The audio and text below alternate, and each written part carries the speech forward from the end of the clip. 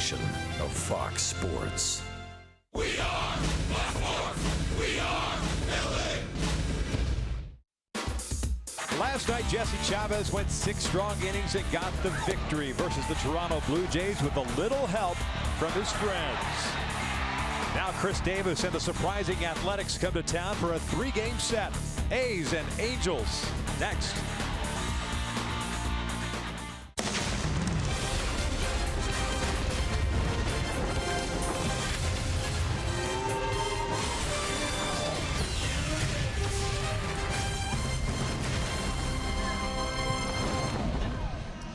Halos coming off a victory last night against the Toronto Blue Jays. They earned the series split, which is good as you start to look at some positives. Tonight, the Oakland A's roll into town for their first visit here in Southern California. It is game 1 of a 3-game set.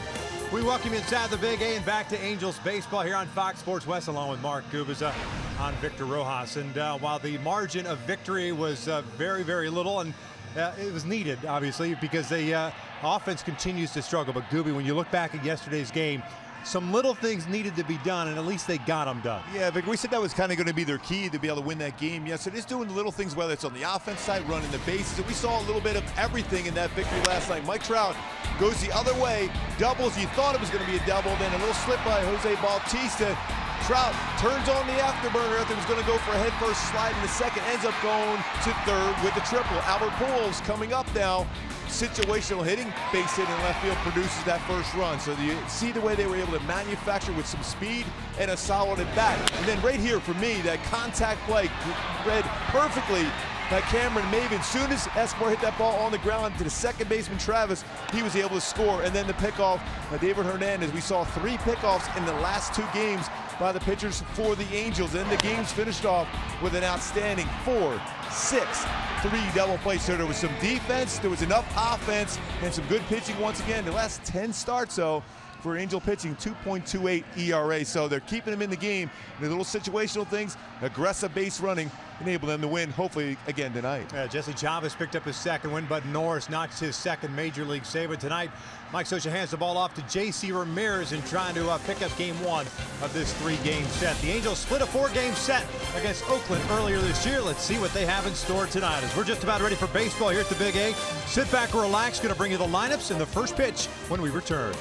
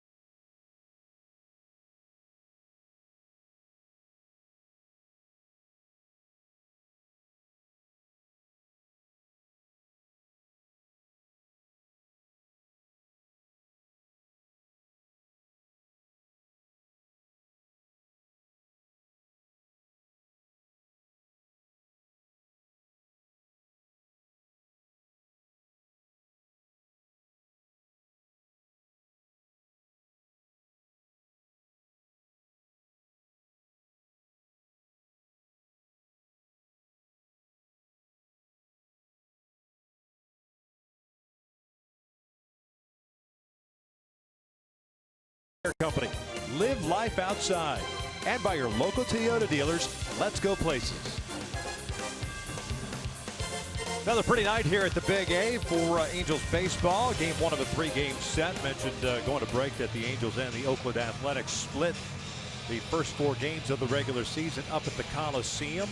They will play this 3-game set and then quickly back up to Oakland in the first week of May for a 3-game series. So a lot of meetings between these two teams. JC Ramirez is ready to go.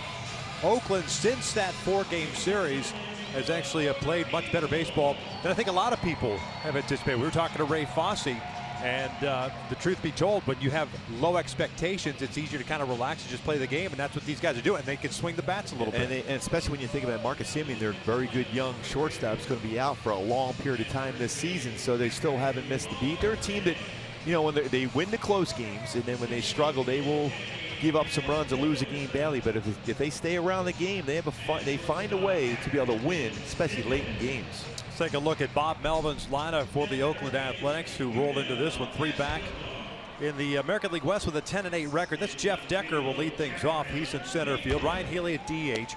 Jed Lowry at second. Rajay Davis is in left. Stephen Vogt the catcher. Yonder Alonso at first base. Trevor Plouffe at third base. Matt Joyce, the one-time Angel, in right. It's Adam Rosales taking over at shortstop for the injured Marcus Semien. He will bat ninth. Taking on JC Ramirez. This will be his 6th appearance of the season. His 3rd start overall. And when you look at his overall numbers, 2-2, 6.46 ERA. But what we've seen, Gooby, you tell me if I'm wrong here, the first inning, thereabouts, if he gets over the hump there, the stuff is and has been playing out pretty well. Yeah, when you think about those 2 starts he's had this year, 10 1/3 is 8 earned runs. That could have been a lot different. A few plays made, a few breaks here and there. 9 punch-outs his last game. You're right. That first inning where he has to establish his curveball and slider, threw quite a few of them his last time out. The dominating curveball, and against some left-handed batters should be effective. Take a look at the Angels defensively behind JC. It's Cameron Maben out in left field. Mike Trout at center. Cole Calhoun at right. The infield with Yunel Escobar and Angel Simmons on the left side. Danny Espinosa and Jeffrey Marte on the right. Martin Maldonado behind the plate. And Cameron Maben out in left field has started in all 3 outfield positions so far this season. Has 1 assist and 1 error so far. Had a career high of 7 assists back in 2015. So very good coverage in the outfield here for the Halos tonight.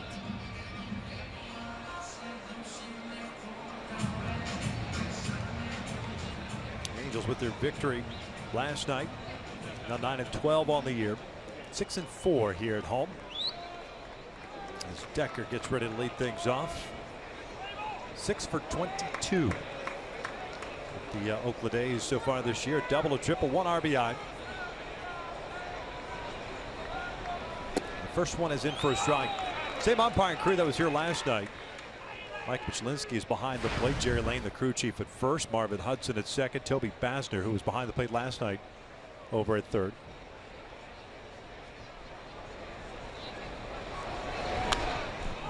No balls, 2 strikes. 96, 97 fastballs early on for Ramirez. As you'll notice when watching home, starting in that stretch position. Before starting this season as a starter a couple games in a row, all his appearances in relief, so in that stretch position. Breaking pitch, down goes Decker on 3 pitches, 1 away. 91-mile-an-hour slider. You know, the last time out where he had a very good game as far as numbers and strikeouts, felt he threw too many breaking balls. But when you throw a breaking ball like that, you can throw a few of them. Swing and miss, didn't waste time. 3 pitches thrown, 3 strikes, and an out.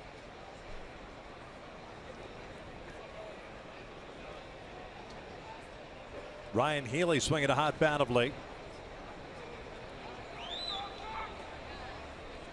SoCal native, hitting .279 with 3 home runs, 9 RBIs. Healy looking to strike. Last 7 games though for Healy, 11 for 21 with 4 doubles, a home run, and 6 runs batted in. A career .354 hitter against the Angels. Played line of third base last year for Oakland. But the signing of Trevor Plouffe relegated more to the DH role. I could see where it get difficult for a manager having to break that news to a young player that is accustomed to playing a position, all of a sudden, hey, you're going to play more DH than anything else. Especially when you mention a young player. Yep.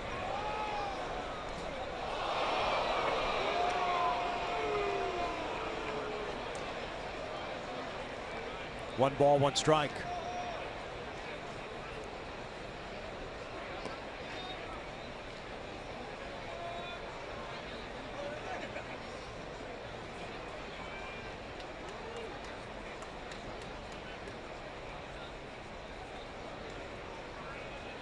Outfield straight around, infield same against Healy.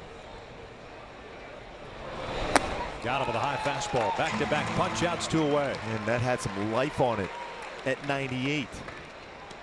Upstairs, looked like Healy was anticipating, especially with the target being set away, maybe a breaking ball, unable to catch up to that high fastball.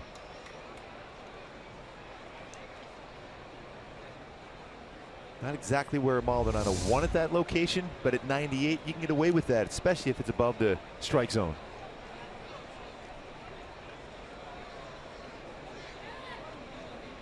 So 2 outs, nobody on. And here's Jed Lowry batting in the 3 spot, second baseman. This is what is very important for J.C. Ramirez. You get 2 quick outs, finish off this inning as quick as possible, save some pitches. Get deeper in the game, put yourself in position to help the team win. Lowry at 281. Has 5 doubles. Home run and 4 RBIs. This one sliced out of play.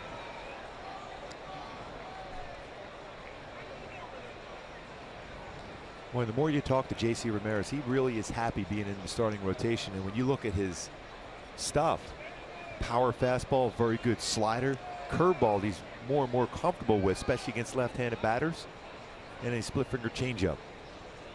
He has starter type stuff. Lifts it out toward left, slicing toward the wall. Cameron Maben in foul territory, almost overruns a little slide there on the warning track, and J.C. Ramirez with a 1-2-3, top of the first. We'll head into the bottom. Top of the order coming up for the Angels.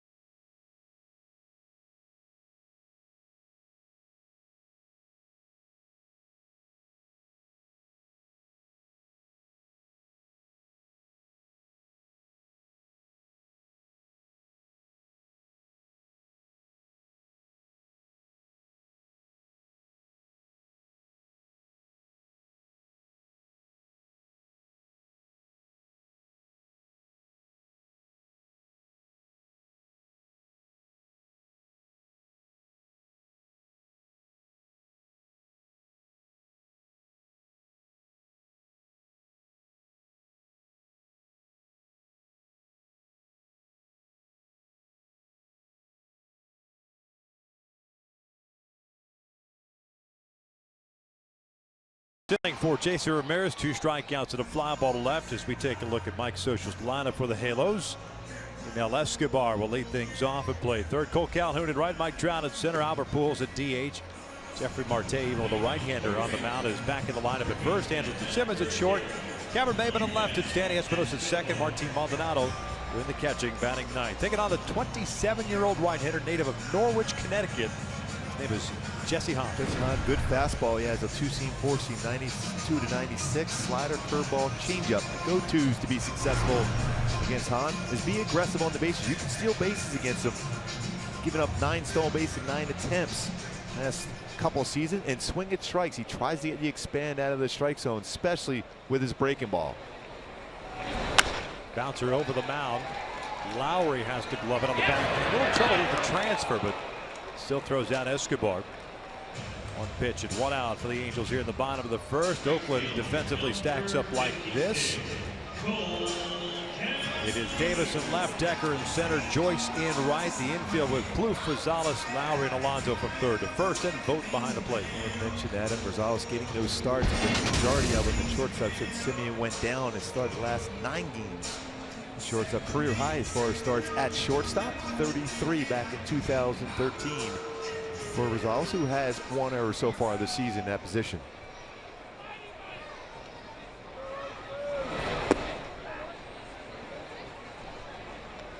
Cole comes in batting .214. 3 doubles, a home run, 4 RBIs.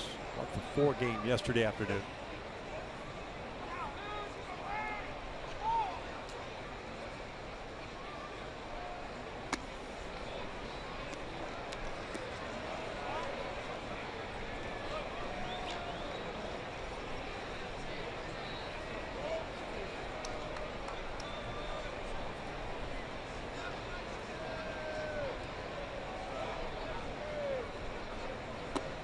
Good hitter's count, takes a strike. It's 2-1. You can see that movement he has when he's throwing his 2-seam fastball. But he has been throwing a lot more 4-seam fastballs in the upper part of the strike zone.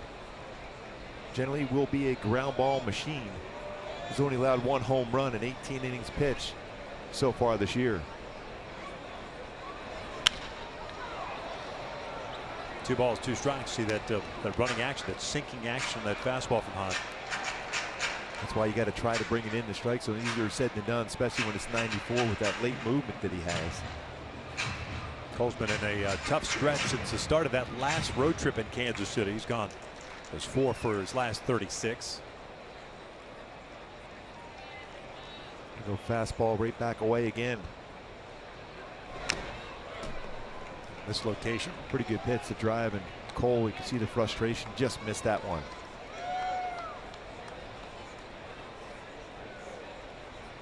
Look at percentages of fastballs thrown by Jesse Hahn this year. 63% of his pitches are fastballs. 7% slider, 13 curveball, 14% changeup. Breaking ball, grounded to short. 2 down.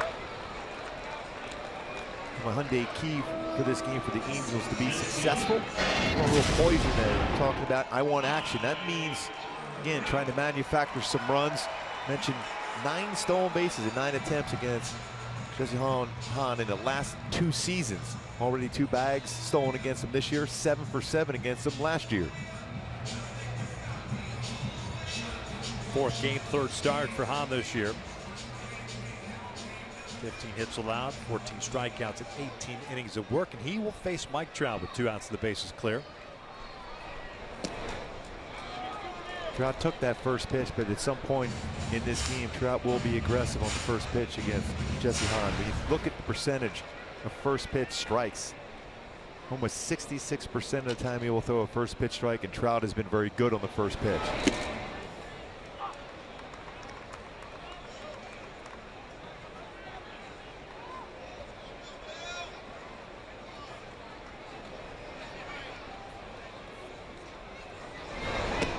Two balls and a strike.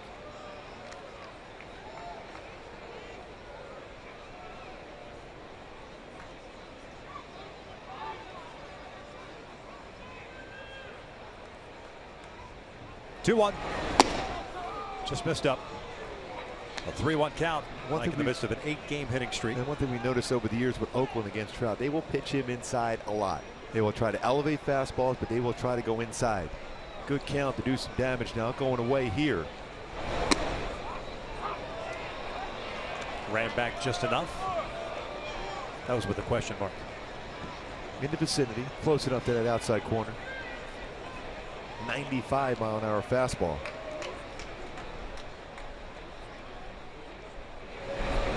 And there's a 2-out walk. Real interesting now with Albert coming to the plate. Will Albert give Trout an opportunity on the first pitch to go?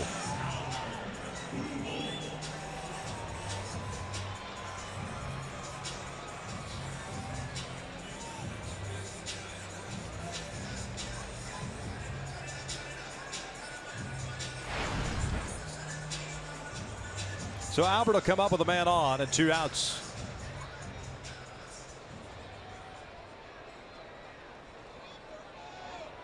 Vogt has only thrown out 2 base runners in 13 attempts against him this year.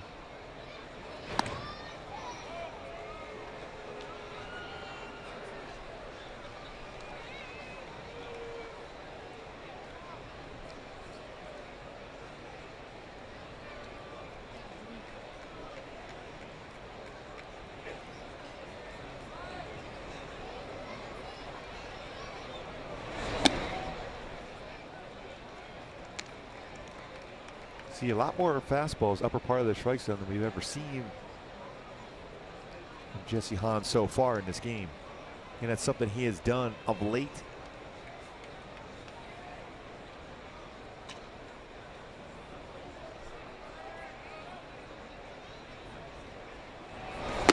There's strike. Albert comes in batting, 237, a couple of home runs, 15 RBIs, 3 doubles on the year.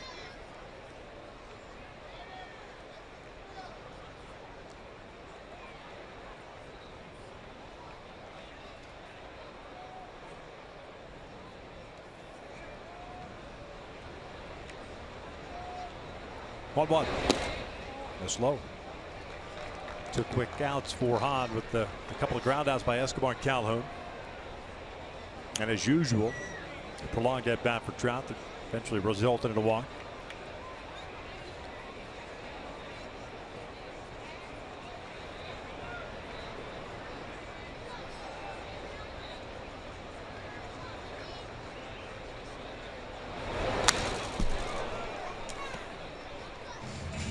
Pretty good swing by Albert on the 2-1 pitch.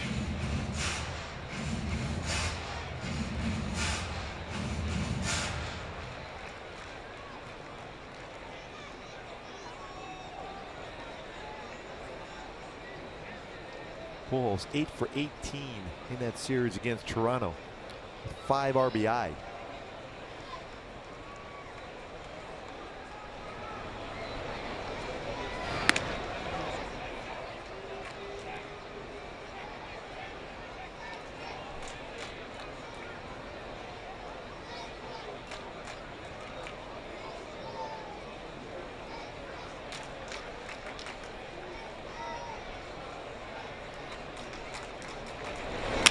Grounded to short.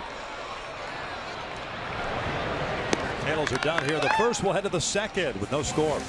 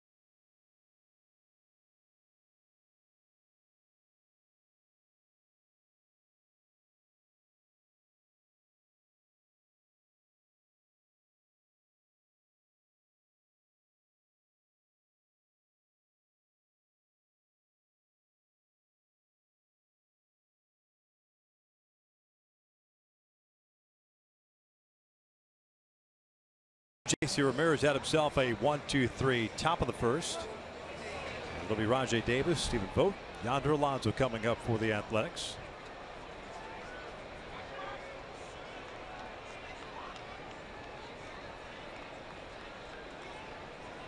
Certainly a guy for J.C. Ramirez to pay attention to. 4 for 4 in his career versus Ramirez by Chris Davis. That'll be a reminder. Yep, pardon me, I said Rajai Davis. It's Chris Davis.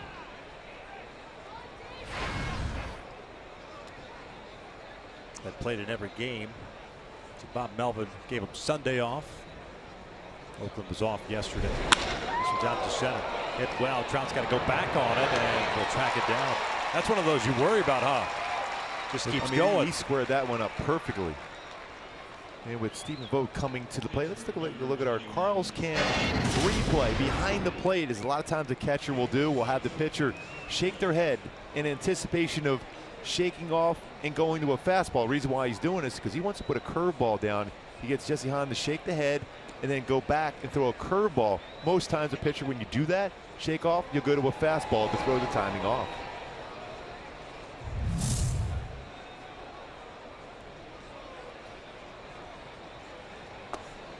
Vogt takes a strike. His catcher at 234 for the season. 4 doubles, a home run, 3 RBIs, a 260 on base percentage.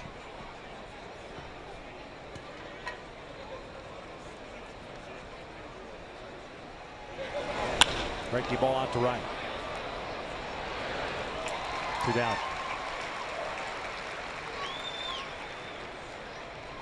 First baseman, number 17, Alonso. Out in front just enough. Hit towards the end of the bat. 3 fly ball outs, 2 punch outs for J.C. Ramirez early in the game here.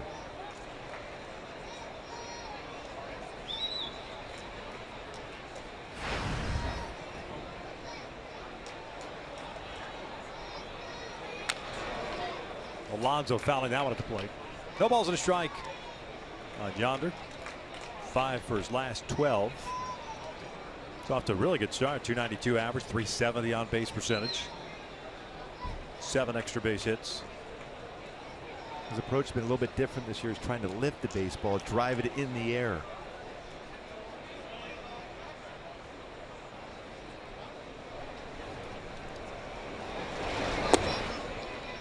Oh, 2. When you look at J.C. Ramirez, ground ball, fly ball. I think his best is a ground ball pitcher. He'll get his fair share of strikeouts, but most times his strikeout is going to be with his breaking ball.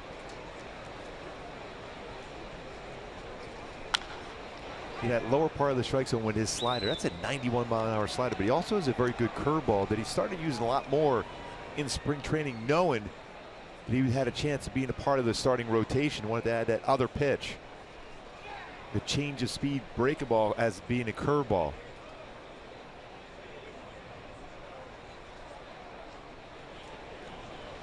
Try a little 2-seam fastball, run it back in. That had some life on it. Again, we've seen some fastballs at upstairs so far for J.C. Ramirez. Again, I think his best fastball is lower part of the strike zone. Kind of like Garrett Richards. There's that split finger grip he has. Doesn't throw as many splitters as he has in the past, but his curveball has been a very good off-speed pitch. 0-2 again. Upstairs. 1 ball, 2 strikes. Like the ratio so far, 19 pitches, 15 for strikes.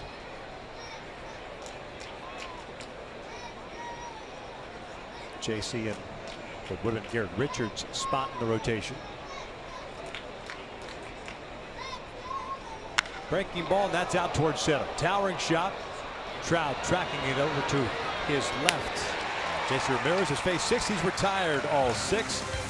It'll be Jeffrey Marte to lead things off for the Angels with no score.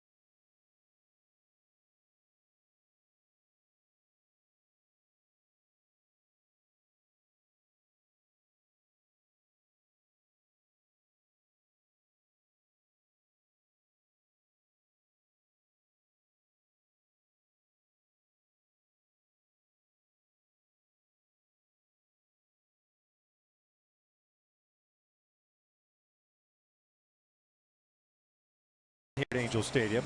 If you have a group of 20 or more interested in experiencing Angels baseball, receive group ticket pricing for as low as $8 per seat. Call 888-796-HALO or just go to angels.com/groups for more details.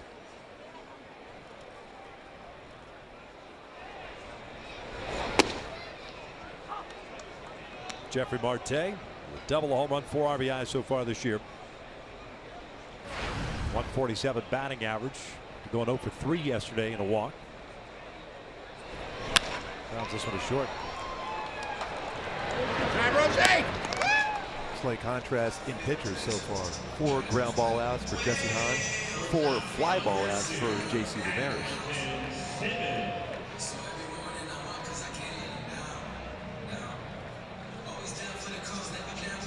That's why I said, even in the pregame show, talked about you have to try to be aggressive and try to steal some bases. When you're on base against Hahn, you can hit and run with a sinker ball pitcher. When you get that kind of ground ball action, always have movement and force the infielders out of their comfortable fielding positions.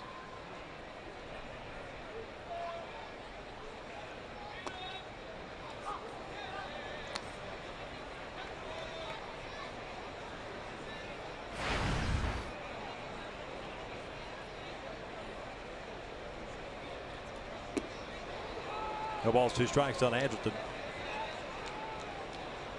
1 for 3 game with a double yesterday. Also bent back by Jason Grilling in the 8th inning last night.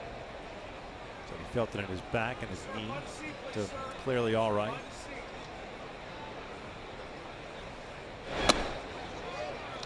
Asked him how he felt earlier today, just before batting practice. Said he felt fine. No problems at all.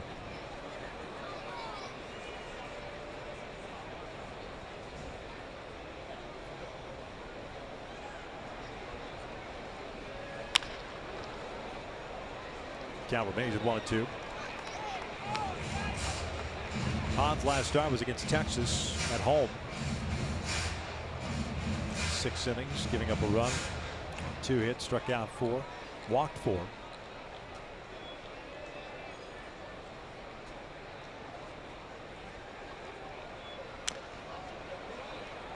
Fourth career start against the Angels.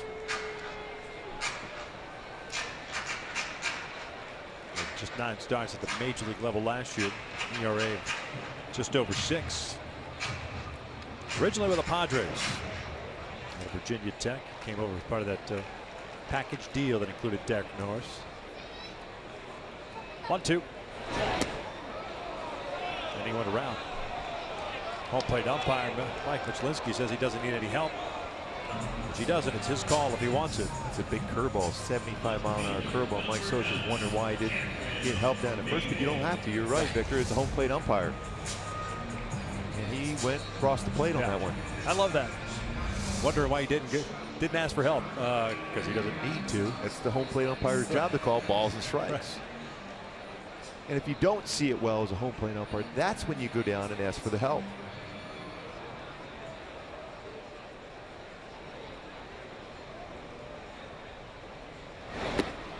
Gabbard may have been up with 2 outs, nobody on. 204 batting average now.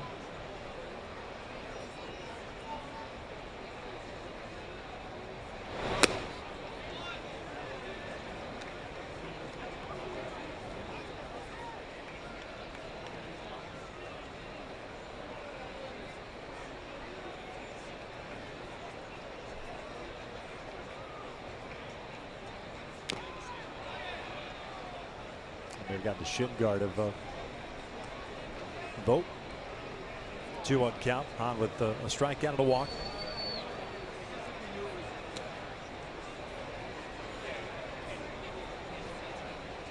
Oakland 3-3 out on the road. 8-8 within the division. Halos are an even 500 against the West as well at 7-7. 3-1.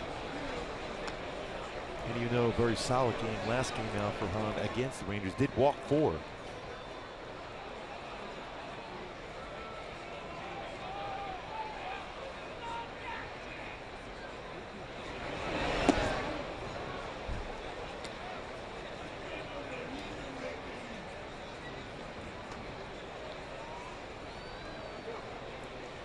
Espinosa on deck. Should Maben reach.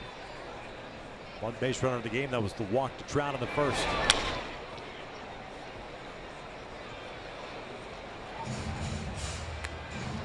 Espinosa has never faced Jesse Hahn. You would think it would be a good matchup for Espinosa, the birthday boy. Good low ball hitter.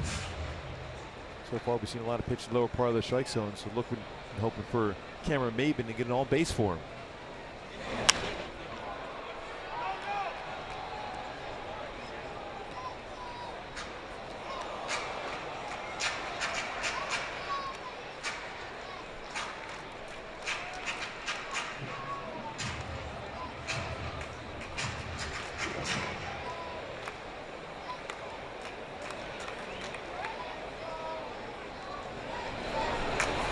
Ground ball towards short. Rosales to his left. Halos down in order. We'll head to the third, but no score.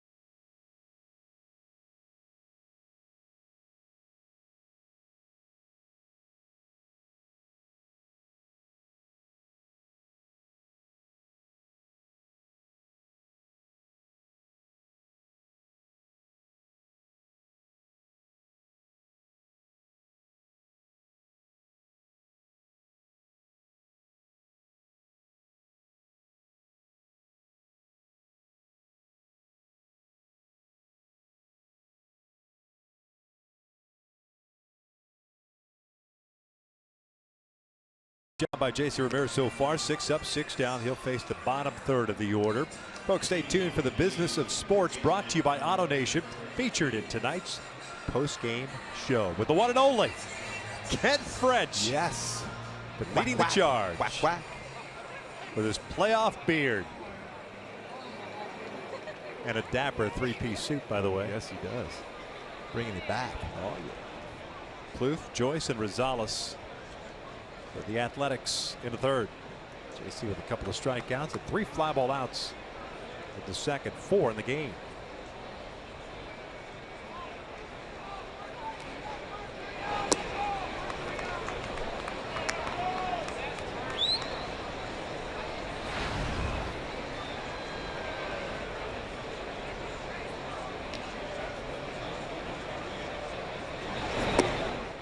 Two balls, no strikes. So far, very good as far as strikes to balls out of the strike zone thrown. 22 pitches, 16 of them strikes for J.C. Ramirez. Good breaking ball. Talk about getting back into the count. It's a tight slider. 89 to 91 so far. Like Socha said earlier today, he felt by the way he was throwing his curveball, it's made his slider even better. And it does do that because you're able to throw that slower curveball, get on top, and the slider you stay on top of the baseball much better to have that sharp, quick break to it.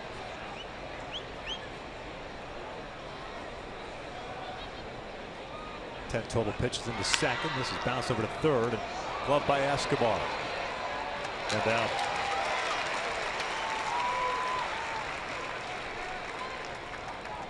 Right fielder, number 23, Matt Joyce.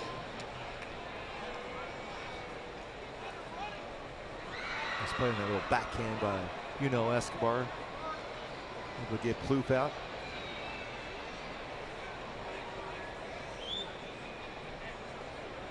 There's Matt Joyce, starting right fielder.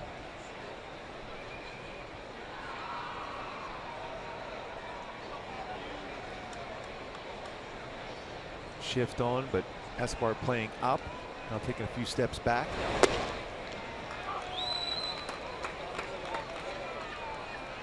Certainly can hear that whistle from Escobar even up here in our booth. He's always whistling down there at third base.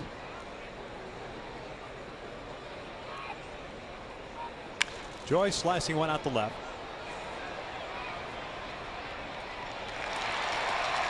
Two down. Hey, get your red on this season and create memories with your friends and family. Angels baseball is great family fun for everyone. For only $44, get 4 tickets, 4 hot dogs, and 4 soft drinks with the Coca-Cola Friends and Family Fun Pack. Visit angels.com/fun pack. Fun pack For more information. Wow, way to sell it. Fun pack.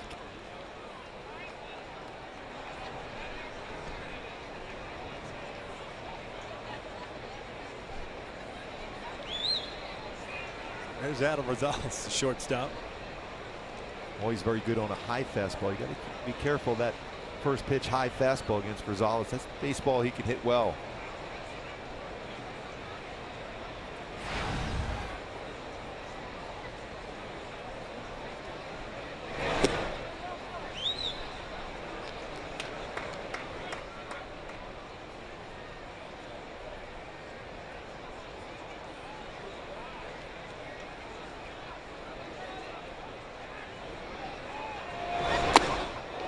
Get off me, swing.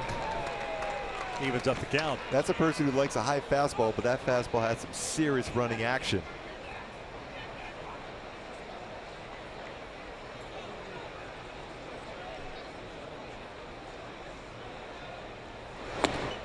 One and two. Backed it up with a fastball away on the corner at 97.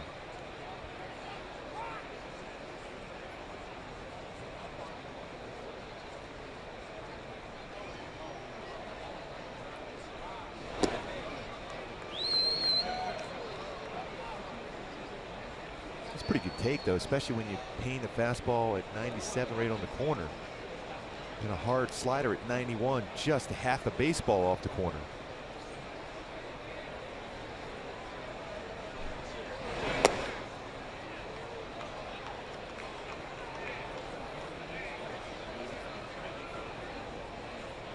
's one of those throws there from JC that you can see right away. He's going to have to take a little step back, and that's what he's doing. That front shoulder flew wide open quickly, and as he overthrew that slider.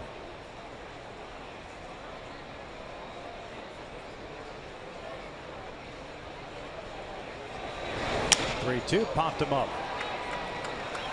Ran that ball in his kitchen, scrambled some eggs, and then watched some TV after that one. Wow. 9 up, 9 down. No scores we had. Well said.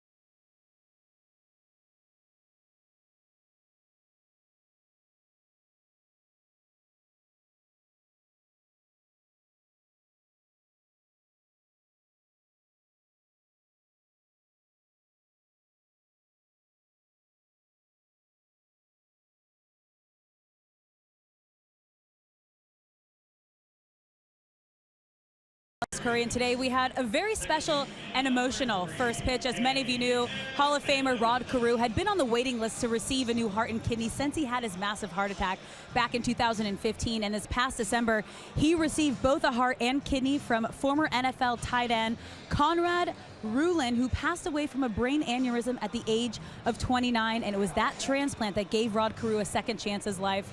And Conrad's father, along with Rod Carew, threw out the first pitch this afternoon to help raise awareness for organ donation. And guys, Rod said now he and Conrad will live life together. Pretty amazing story, really. You get goosebumps when you think about that, and a chance to see them both in the family up here earlier today. It's what a story.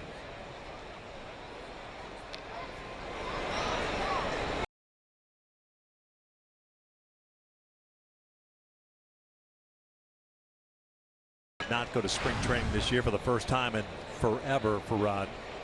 But I asked him when can he start getting on a plane and flying, because he obviously has done a lot of stuff in Minnesota. He said about 2 more months, hopefully. He's doing great. Yeah, he looks great. Attitude's great.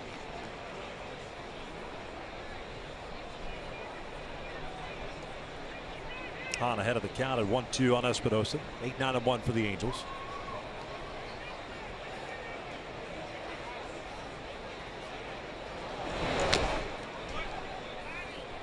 Birthday boy, Danny Espinosa.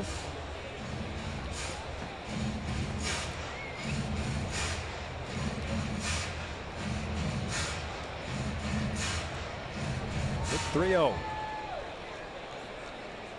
Well, I remember that. As do I. What was that, about a year or 2 ago for us? Probably. At least in our minds. 2 balls, 2 strikes. Mine's a little bit more recent. Not by much than yours, but yeah. Well, we still remember it fondly. I remember when you turned 50. It's scary to think that I'm getting there.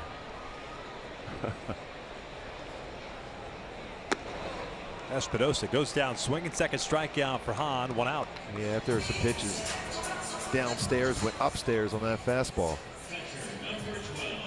One thing we said, he's been doing a lot better this season as far as the 4-seam fastball movement, upper part of the strike zone at 95 to get a swing and miss. Seeing Danny Espinosa seeing a steady diet of those high fastballs of late.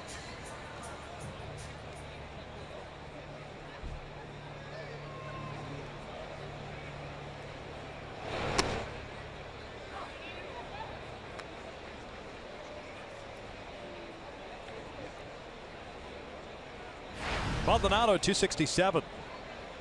Double, 2 RBIs, 365 on base percentage.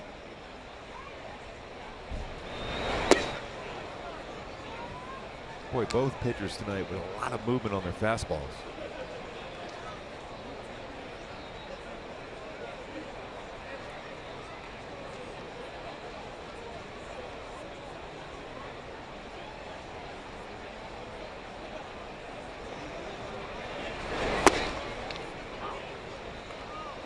Caught the upper part of the strike zone.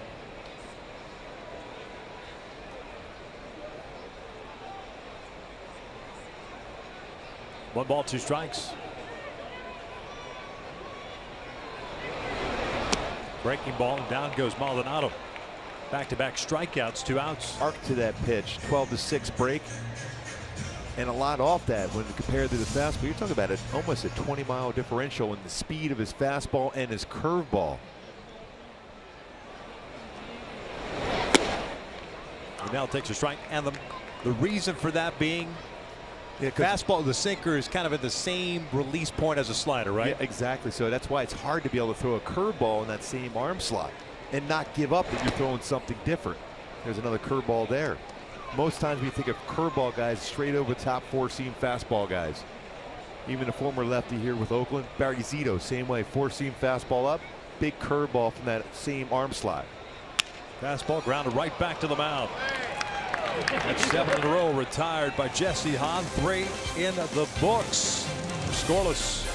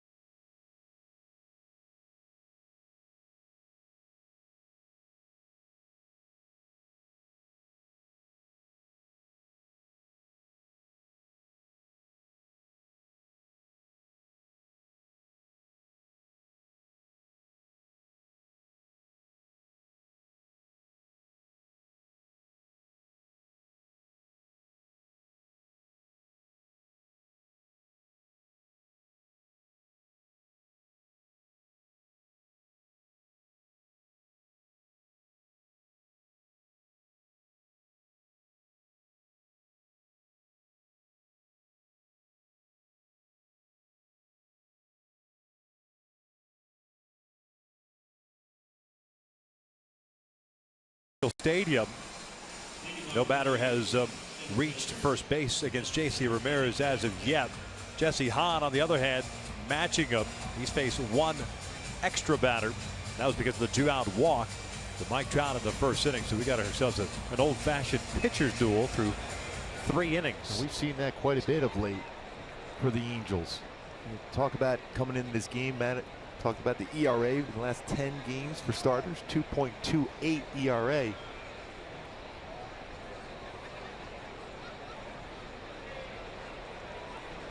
Jeff Decker, the leadoff man. Center fielder takes a strike. It's a good slow curveball, 78-mile-an-hour curveball. We've seen a 98-mile-an-hour fastball, 78-mile-an-hour curveball from Ramirez. Decker struck out in the first.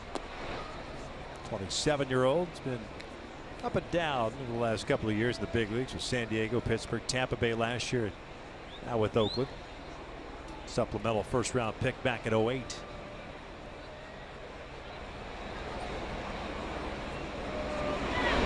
This is back up the middle, a base hit. Leadoff single on that high fastball. First base run of the game for Oakland.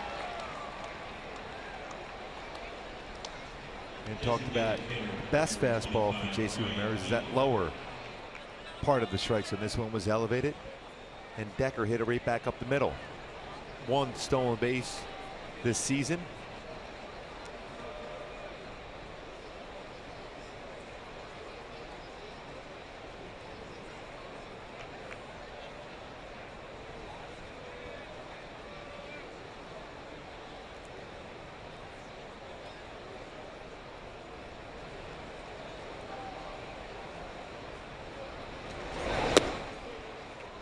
Good slider first pitch.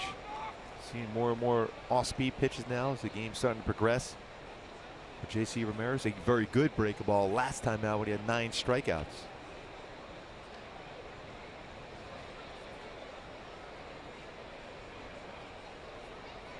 Haley struck out in the first.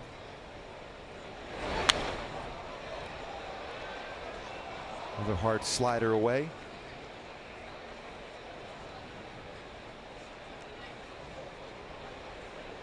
Healy with good power to center field to right center field. It's ground into 2 double plays so far this season. Something that the Angels have been doing very good at as far as turning double plays. Decker has pretty decent speed over at first. He's on the move. The pitch is outside the throw. And when a runner gives up, that's a pretty good indication that he's going to be out. That was a laser throw. And Andrelton Simmons, I think, is trying to prevent himself from laughing. A decent jump, too.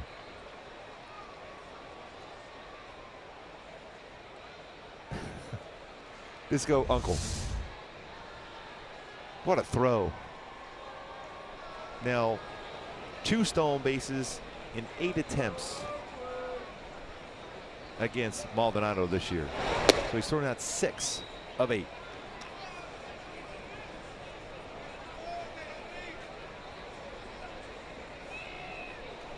That arm, Mike Scioscia described it in spring training as a cannon.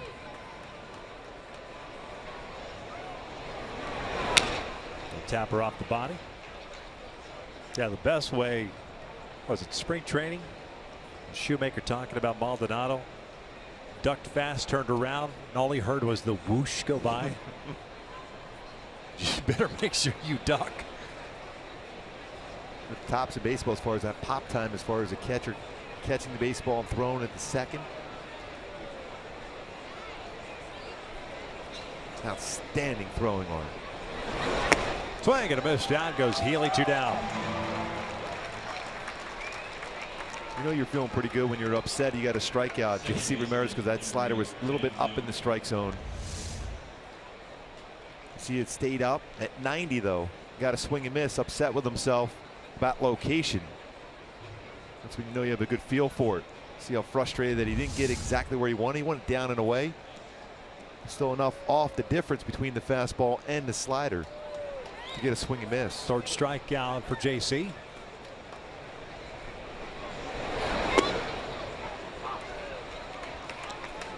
Here's Jed Lowry. Fly ball to left at his first AB.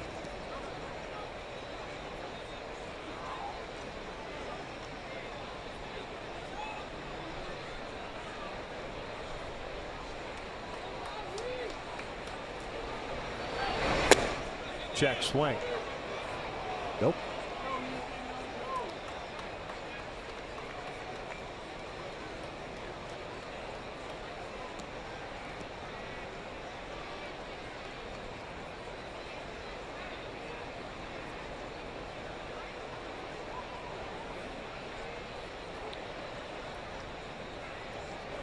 One.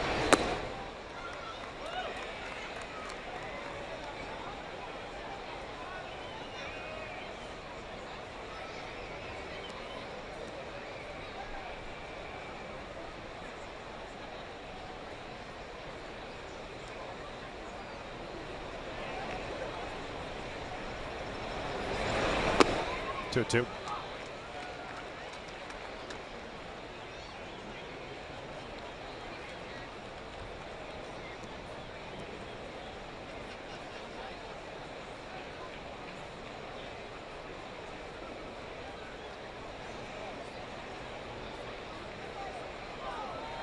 Two down the alley, and this is pulled foul. They're saying the pop time on Maldonado's throw, Espinosa, 1.9 seconds. Arm strength of 86.3 miles per hour. Which I'd like to know how they calculate that stuff. Early in the year, remember one of his throws was 1.83 pop time. Yeah.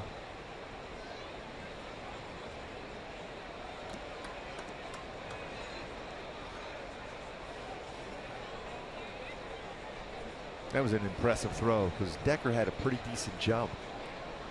Ramirez is quick to the plate.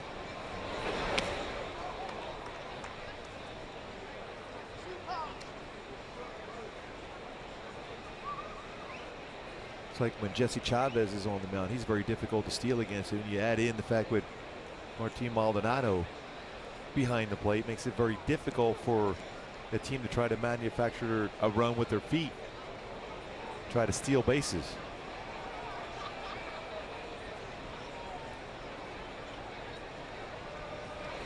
3-2 out toward left. Hit pretty well. Maben drifting back on it. Slices back toward him. And Ramirez gets out of the fourth. We will head to the bottom of the fourth. Halo's looking for that first hit. We'll send up Calhoun, Trout, and Pujols.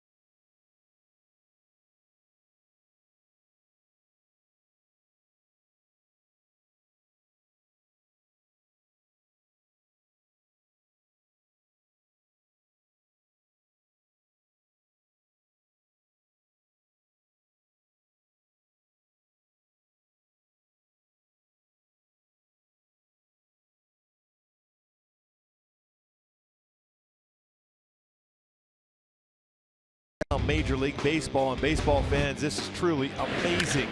Chris Coughlin running at first base. Kevin Pillar hits one off the wall, and Coughlin running around third is going to try to score in a tie ball game. A perfect throw to the plate, but all of a sudden the leap by Coughlin not only get over and avoid the tag by Yadier Molina, but lands on the plate to score the run. And remember, they didn't get into way late to St. Louis, the night game here last night for Toronto. What an effort by Coughlin to be able to score. One of the best plays you'll see in an athletic play by Coughlin.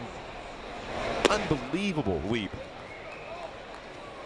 I think Yadier Molina's reaction was the best. Yeah, like because he Where'd he go? Because he moved up the line, right? He's anticipating some sort of contact. And he's gone. And he's gone. The invisible man. Ball and a strike on Cole. Grounded out his first at bat.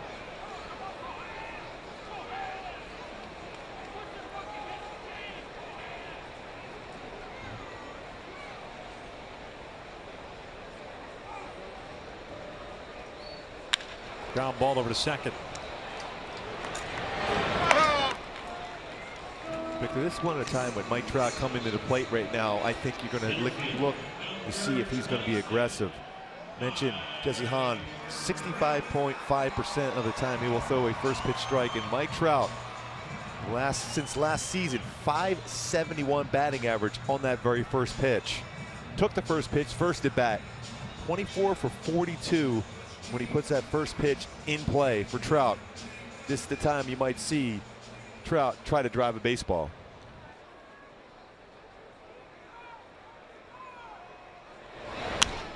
He swung at that first one, fouled the back.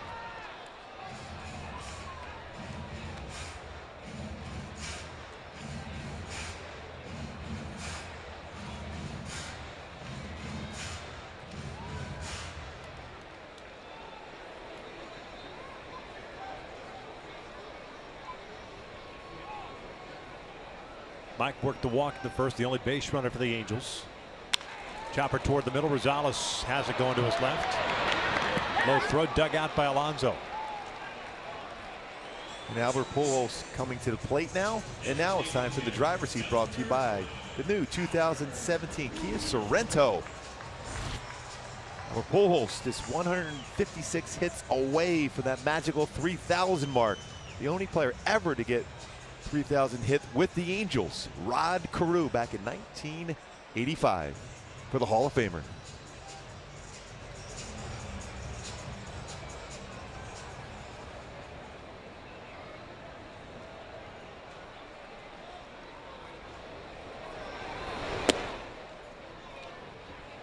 Albert grounded to short in the first.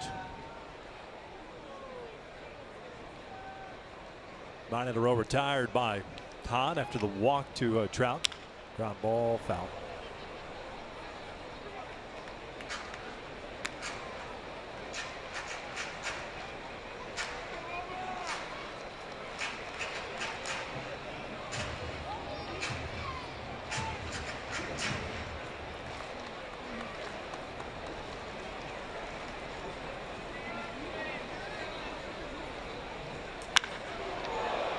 Incoming.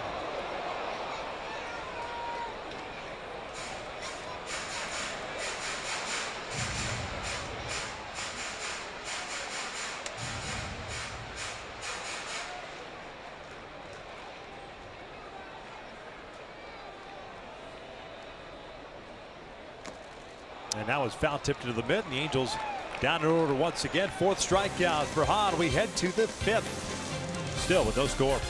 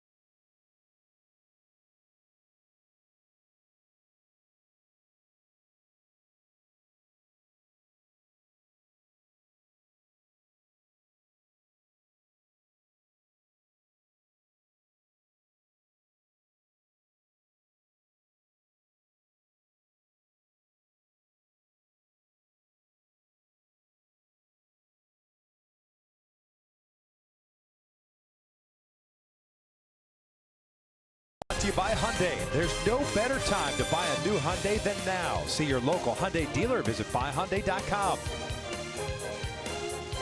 Top of the 5th. No score.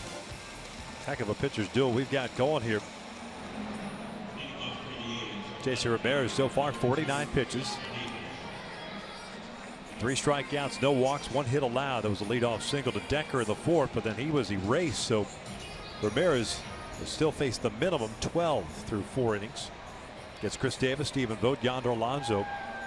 In the Oakland A's half of the 5th. Jesse Hahn, well, he's faced 1 extra batter for his 4. Was yet to allow a hit. He's been very, very impressive. Both pitchers. Now both mixing their curveballs in.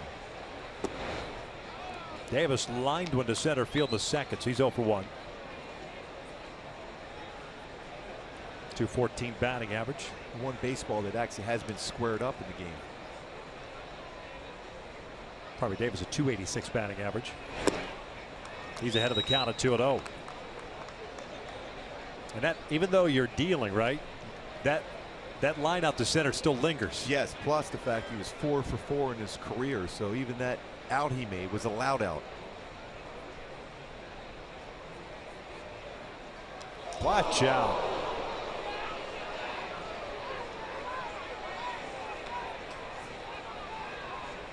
Mislocation quite a bit on this one. See the target set, dropped his elbow, ran that fastball up and in.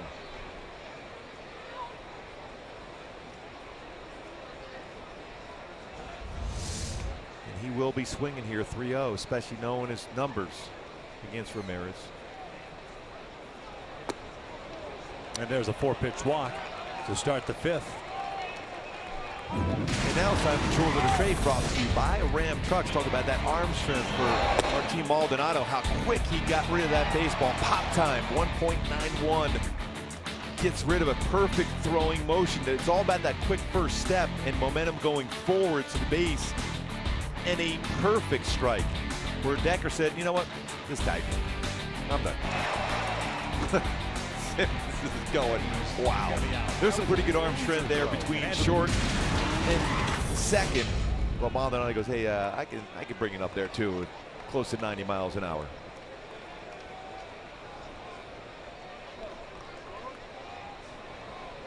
Stephen Vogt, a fly ball to right field the second.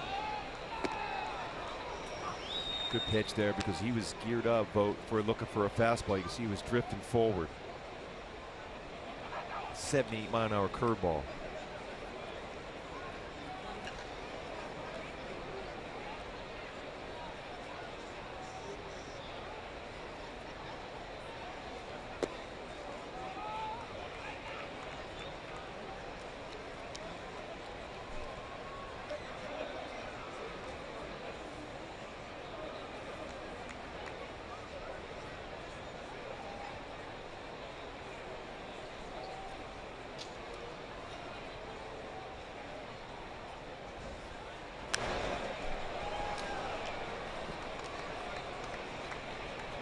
Got away with 1. 1 ball and 2 strikes. The pride of Azusa Pacific University. Stephen Vogt. Cal State Fullerton at first base. And Chris Davis.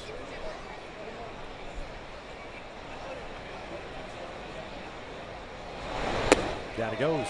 That's a nasty slider. After a curveball, the first pitch at 78, gets a swing and miss on an 88-mile-an-hour hard slider down and in.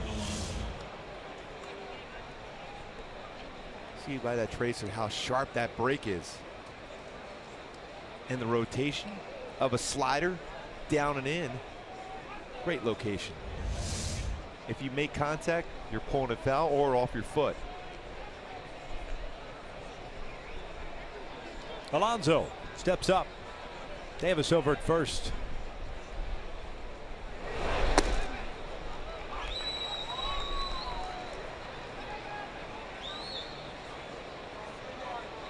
It's one of those dangerous high sliders, though. It almost looked like Maldonado wanted to reach out there to make sure he got to that pitch before Alonso swung at it.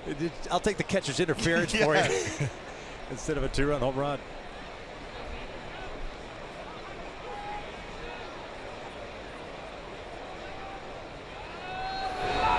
This is line to left. 2 down. Good piece of hitting. Nothing to show for it. Davis back to first. Hey, celebrate Cinco de Mayo with your Angels on Friday, May 5th, which is Cinco de Mayo, as they take on the Houston Astros at 7:07. Fans in attendance will receive maracas while supplies last. For more information on the maracas, courtesy of Chronic Tacos. Just go to angels.com/promotions.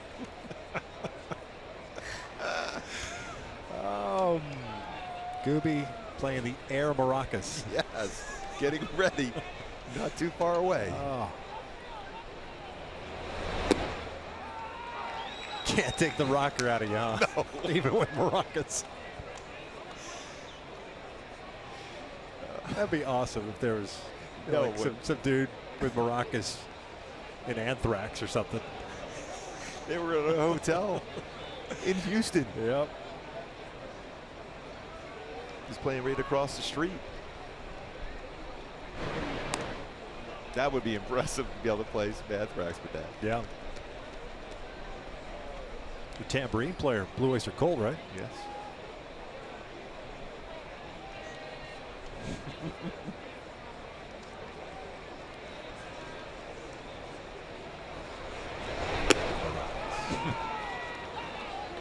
On what day is that? Yeah, Cinco de Mayo. Cinco de Mayo. That would happen to fall on May 5th. Is that on May 5th? Yes. Oh no. Yeah. It's kind of like finding out the soup du jour is the actual soup of the day. two balls and a strike. Well, I don't know about that. Since when? Yeah. Trevor Plouffe grounded out leading off the third. 4-pitch walk to Chris Davis, but Vogt struck out. Alonso lined out.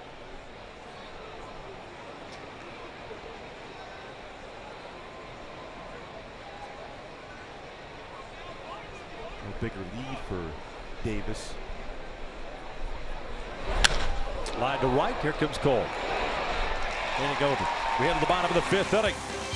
The Angels trying to get a hit, score some runs. We're scoreless.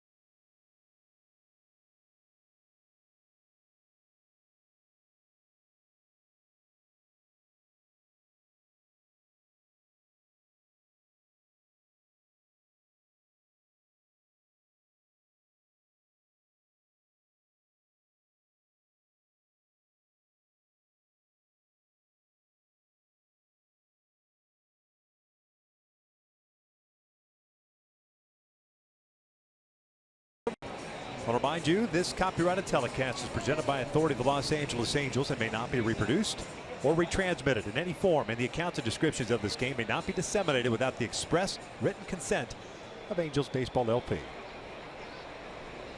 One base runner for the Halos. That was a 2-out walk to Trout in the first. Jesse Hahn shut everybody down since then. This one pulled foul. Marte jumping on that first pitch. No balls and a strike. Jeffrey back at first base tonight. He's 0 for 1. And the ground out. And they're batting 147. Anyway, Eric Thames another home run tonight for Milwaukee. 11 on the season for the Brewers. On fire. And a great story. Unbelievable story. 371 batting average, 19 RBI.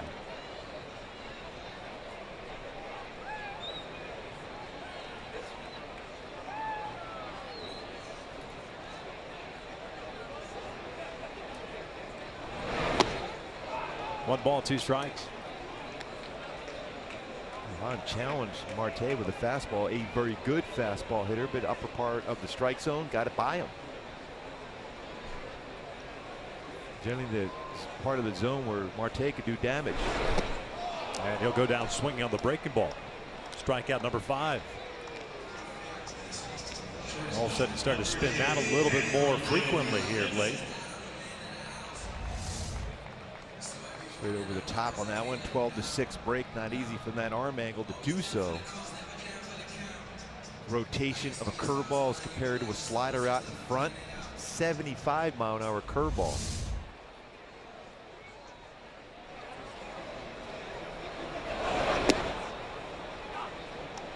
Andleton tried to hold up on that breaking ball in the second, but couldn't. He was the first strikeout victim for Hahn.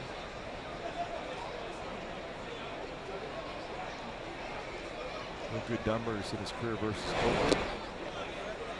2 for 3 coming into this game against Jesse Hahn with an RBI. 2 for 4 with that first inning strikeout.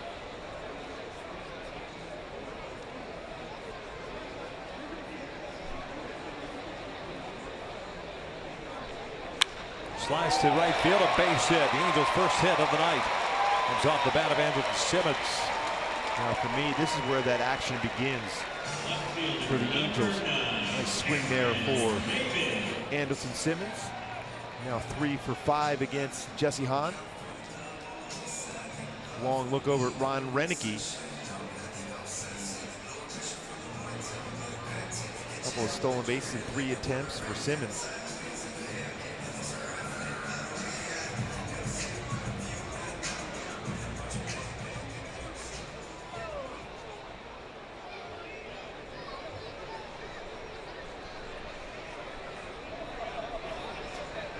Damon grounded out his first time up, shows bunt, and just missed low.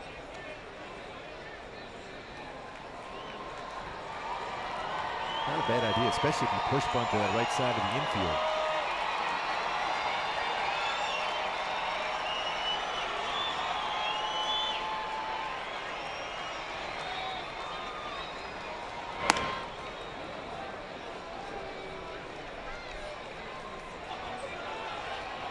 Just looking at the footwork for Jesse Hahn as he throws over the first base. Has that hop throw. Not a quick pivot with that foot on the pitching rubber. Should allow you as a base runner to get a little bit bigger lead, and it's a little bigger lead for Simmons. Ah, they got him. He was leaning.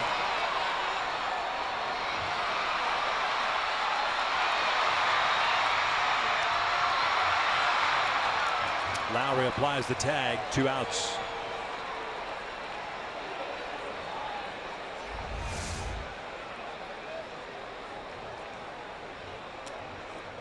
That step off and hop throw. Anderson Simmons a little eager to try to steal a base. See that hop throw over. A lot of times you look for that pivot to go to the first base. That's a good balk move, by the way. Yes. That's a really good move. Yeah. It doesn't get called like it used to. No. That back foot's got to go up first.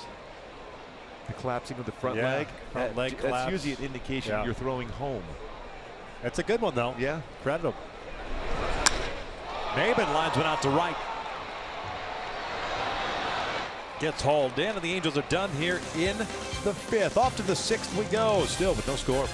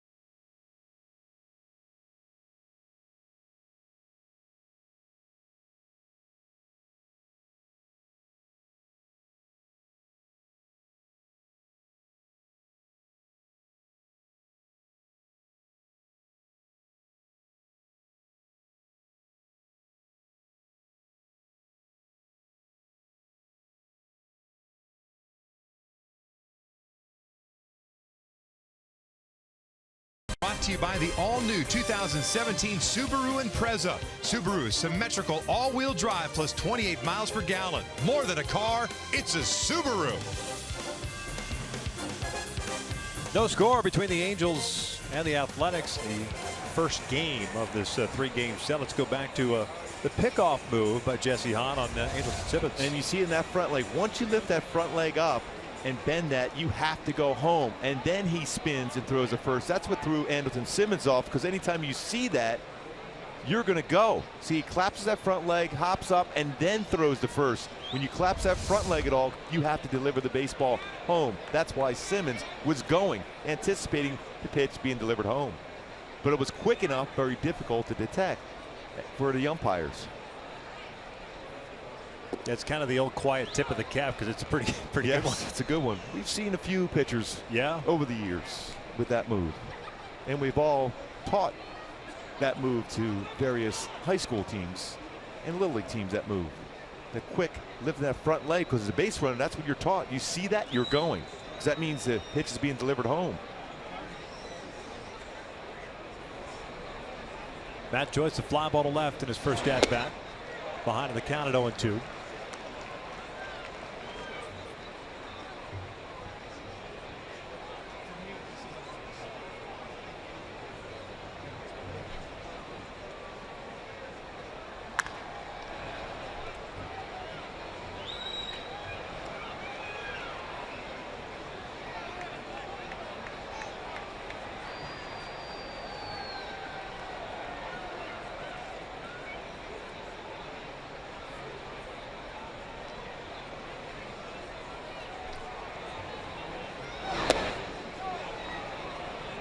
Pretty good pitch, not a bad idea. Joyce came in batting 170 with a home run and 6 RBIs.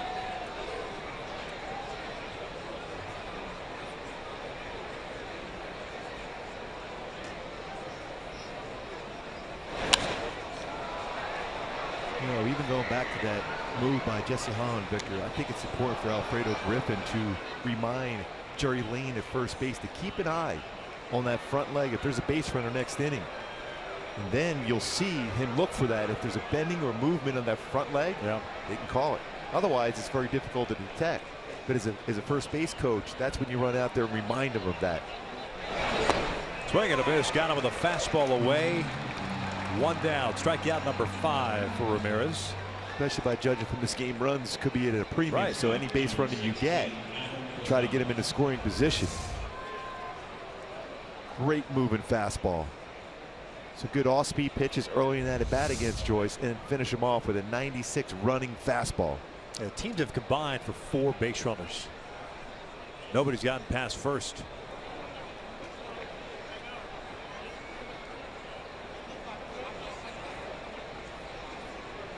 Rosales popped out of the third.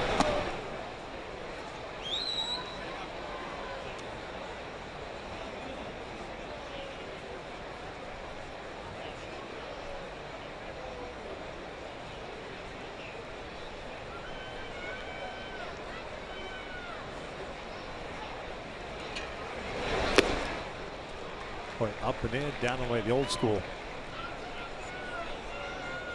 Sharp break to that slider.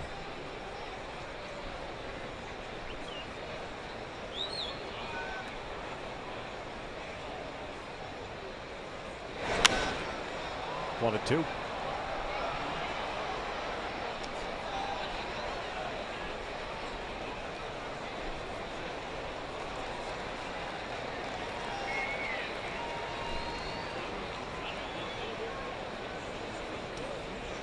He wants him to shake his head and then go back to a fastball. Jammed him. This one down to shallow right. 2 down. It's twice now he's jammed Rosales with a fastball.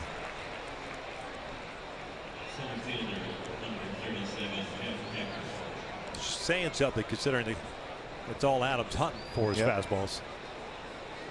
Jeff Decker coming up. Center fielder's 1 for 2. Caught stealing as well. Spells his name J-A-F-F, but pronounced Jeff. Named after his uncle, who had his birth certificate misspelled. So they just carried it over. Jeff. Yeah. I can't make that up. Well, if anybody could do it, it would be Make you. something up? Yeah. You're right. Guilty. It's all in the delivery, right? You Yes. sell it. Yes. It's a smile and yeah. 2 balls, no strikes.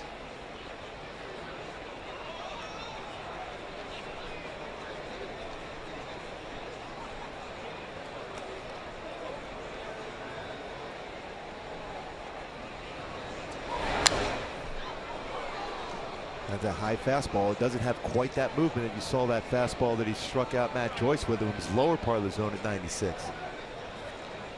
His reaction tells you that he missed location on that fastball up. And Decker had a good swing in it in a fastball count.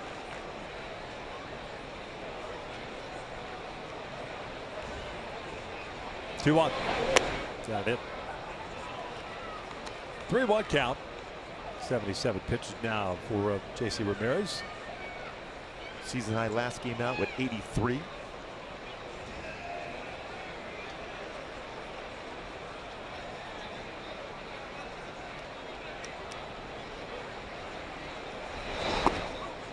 And he walks it. Second walk of the game for Ramirez. This one comes with 2 outs, though. And we'll bring up Brian Healy. Bring up Brian Healy now with someone on base with good power. Even though he's pitched him well so far in this game. A dangerous hitter here late.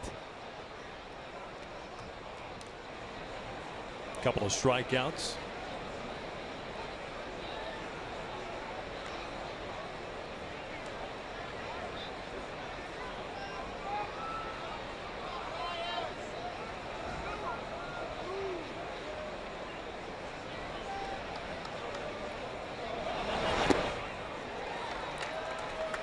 Looking first pitch fastball, got a hard slider instead.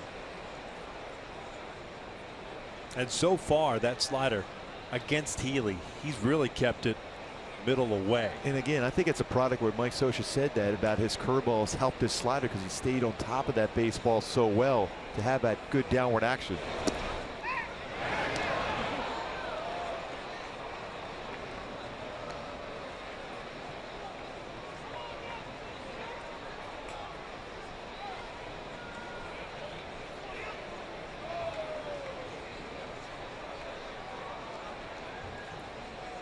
Two quick outs for JC.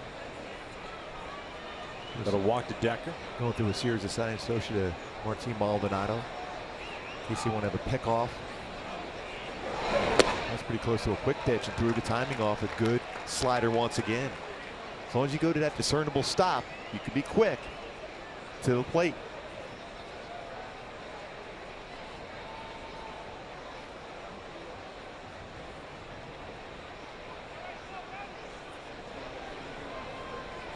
So watch for that secondary lead going back to a slider. Got another one. Yes. Yep. Third strikeout for Healy, the 6th overall for J.C. Ramirez. We get to the bottom of the 6th. Goober Tuesdays coming up.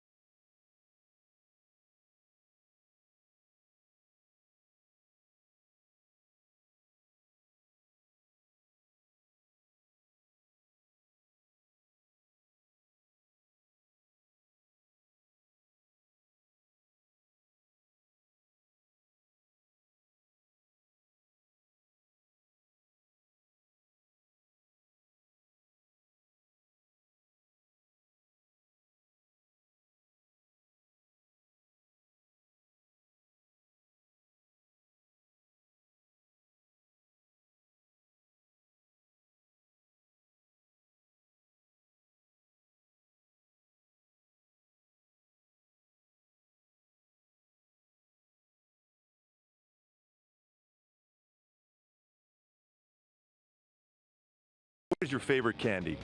My favorite candy in the world would most definitely have to be Reese Cups. I mean, since I was a kid, you know, poking out the hole, and I put it up to my eye, you know. So many ways to eat a Reese Cup, right? What the commercial says. Favorite candy is probably a Snickers. Can't beat it. Favorite candy has to be a Reese's. Just love it. Between M&M's, the Peanuts kind, and Twix. Usually I eat them both my midnight snack. I get them both before I go home, or I kind of alternate. One day eat M&M's, next day eat Twix. Hi, Victor. What is your favorite candy? It's tough to argue with a frozen Reese's peanut butter cup. Yeah, I like Snickers as well, but I love the 100. I love the 100-gram bar. I don't know why I always did as a kid. Yeah, that's pretty good too. Yeah. Paydays on certain occasions as well, especially on the 1st and 15th month. They're very good at that point. Very fresh at that point. Yeah, 8-9-1 Espinosa Maldonado Escobar. Here in the 6th.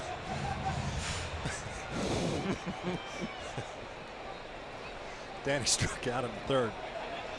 5 strikeouts for Jesse Hahn. It'd be pretty hard for anybody to argue with that one as their favorite.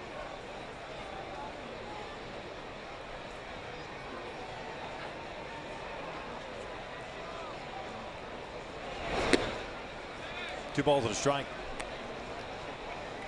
1 hit allowed, single by Simmons. That was in the 5th.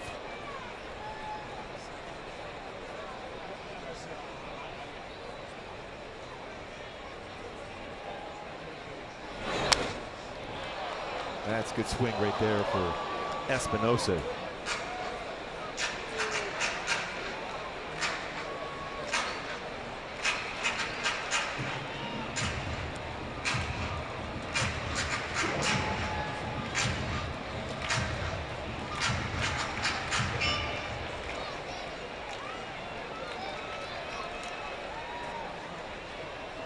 Two now. Sharply hit and glove by Lowry out of shallow right. And the throw perfect to the bag. 1 out. Well, you can't hit a baseball any better than that if you're Espinosa. What a play by him. Ted Lowry not only did he get that baseball in the grass, so it's going to stay as far as a true hop, and then got rid of it quickly, knowing how far he was away from that throw to first base. And Espinosa with good speed. Talked about that matchup, a low pitch. And Espinosa hit that one very well. Gets it, gets rid of it quickly on the transfer to be able to get Espinosa at first.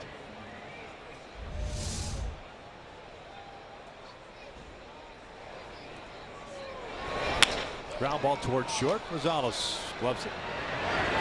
Yep. 2 down.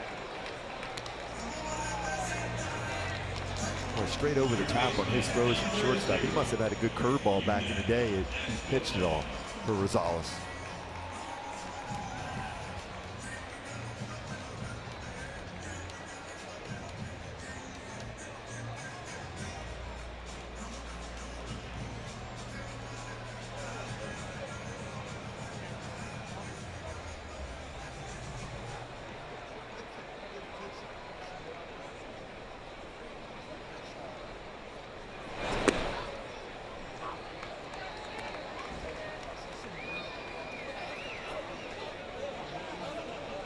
Escobar's 0 for 2 with a couple of groundouts.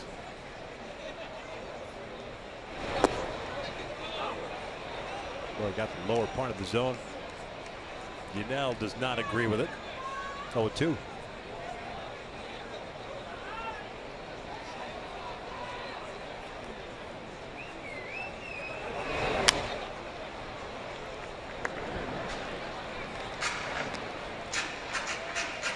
Slow curveball, been consistent around that 75-mile-an-hour mark on his curveball. 94, 95 with his fastball.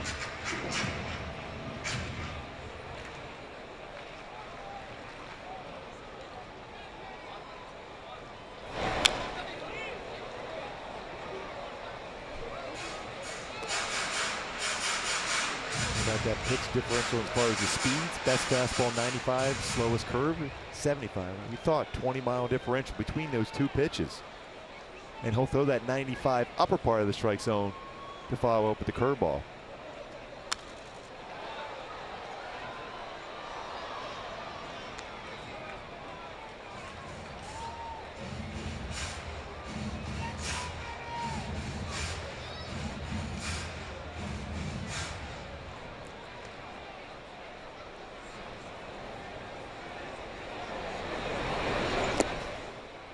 Ball with 2 strikes. Kind of forced that curveball the first time we've seen that in this game for Jesse Hahn. Although when you're ahead 0-2, you can afford to throw one of those pitches as long as it's out of the strike zone if you're going to miss that badly.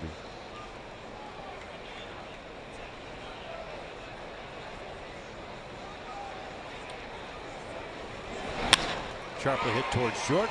Rosales has it. And we'll head to the 7th. Fantastic pitchers duel between Jesse Hahn and J.C. Ramirez. No score.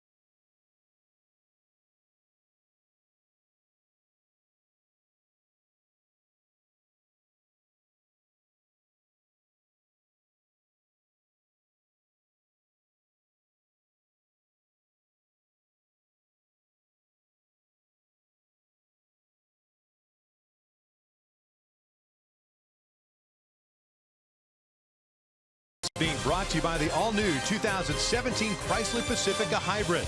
Go the distance with 84 mpg and a 566 total driving range. By Mercury Insurance, we're on a mission to save you money. Log on to mercuryinsurance.com to get a fast free quote and see how much you can save. And by GMC. Top of the 7th here at the Big A with no score. Jed Lowry to lead things off. A so far dominating performance for J.C. Ramirez through 6 innings. And Jesse Hahn also a dominating performance for the Oakland Athletics. Both starting pitchers have allowed just 1 hit. J.C. has walked 2. And he has struck out 6. First time he has ever pitched into the 7th inning. This is his 3rd career start for J.C. Ramirez. Pushing a bunt up the 3rd base line and that'll go for an infield base hit. So Lowry's on board to lead off the 7th.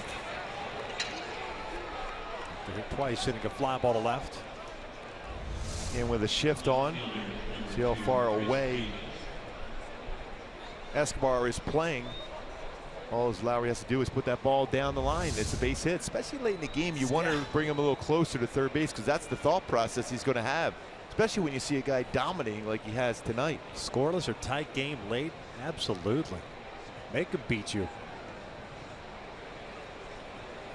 Here's Chris Davis, who worked to walk in his last at bat. 0 for 1.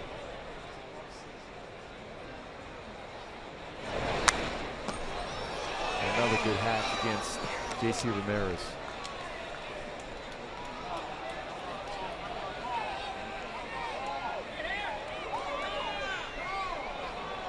Ten fly ball outs. If there was ever a time where J.C. Ramirez would like to get that ground ball in an infield, this would be the time.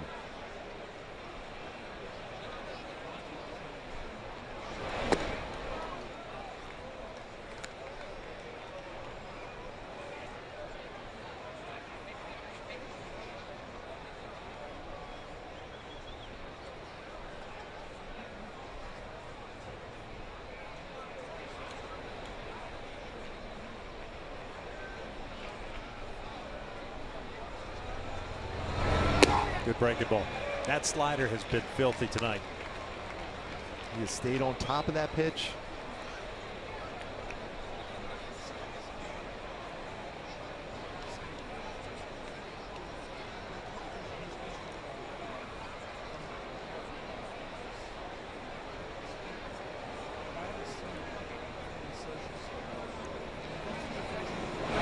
Got him.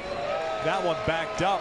But the pitch before was so good and so tight on the rotation. He got away with that backup slider, but it was upper part of the strike zone to get a swing and miss against a guy who's had a lot of success against him.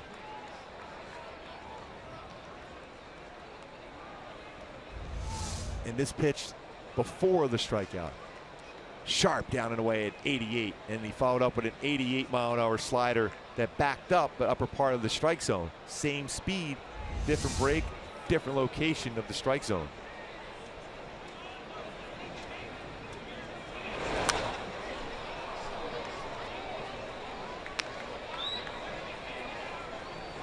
.88 pitches for J.C. Ramirez, a career high thrown in the game.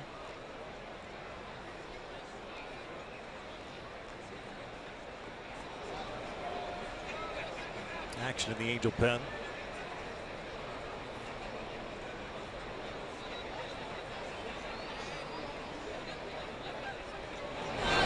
Boat pops it up. Jeffrey Marte coming down the line. 2 down.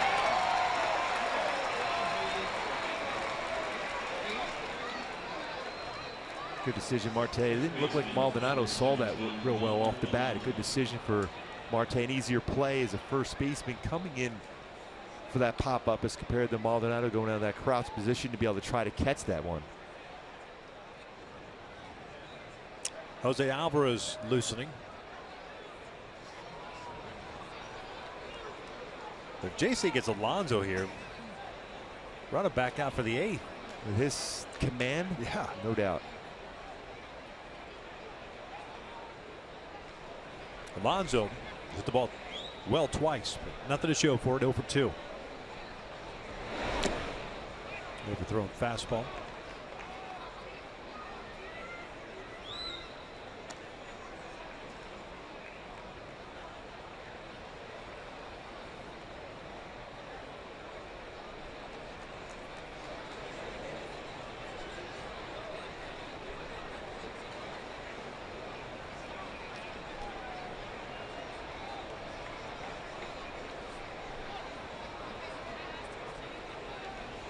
Shift on with Espinosa out in shallow right. Lowry a short lead. A tight slider again. If you get that reaction from a left-handed batter, that just tells you that thing disappears.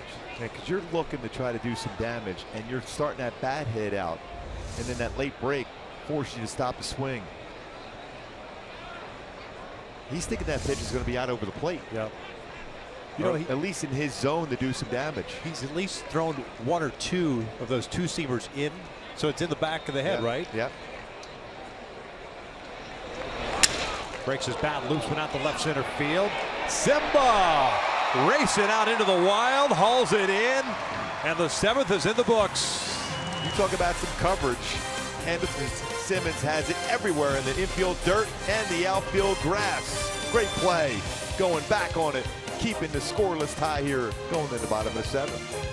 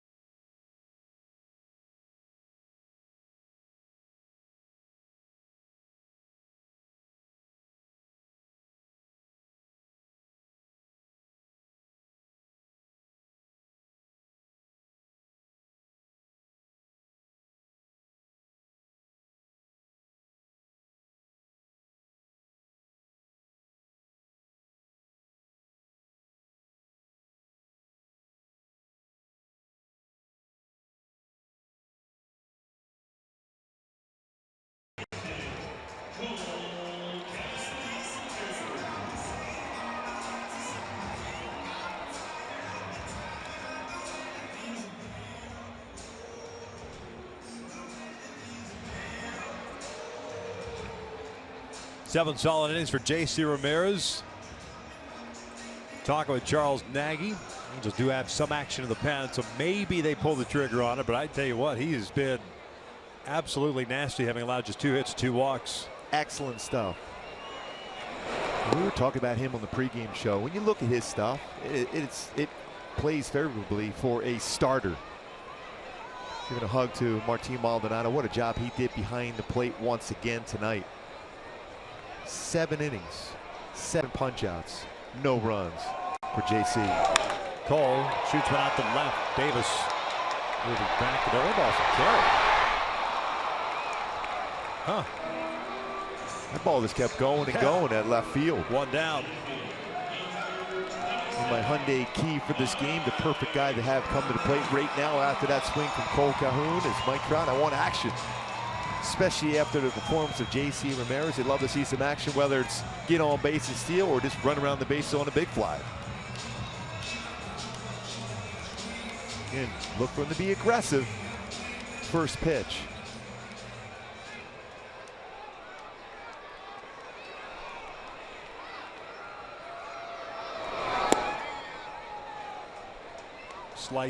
Slightly forced fastball there from Hahn. Trout with a walk and a ground out. 1 hit. That was Andrelton Simmons with 1 out in the 5th. A little flare out to center field. Lowry gets out there and puts it away. 2 down. MLB.com at bat is your #1 mobile app for live Angels baseball. Stay connected with a fully customizable experience. Get Angels home screen icons and app features, as well as game day, live game video highlights, radio broadcast, StatCast, news, and more. Download MLB.com at bat today. So 2 outs, nobody on for Albert. 82 pitches thrown for Jesse Hahn, 64 fastballs. Make that 65 fastballs. Kind of a lot like Kendall Graveman, who we'll see on Thursday for Oakland.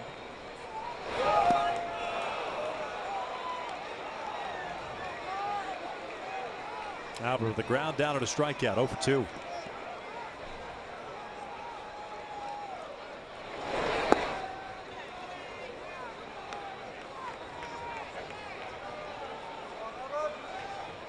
Well, you can see a pitcher with a lot of confidence. He is not wasting any time, even with a future Hall of Famer at the plate right now. Down goes Pujols. Halos down in order. We'll head to the 8th. Still with no score.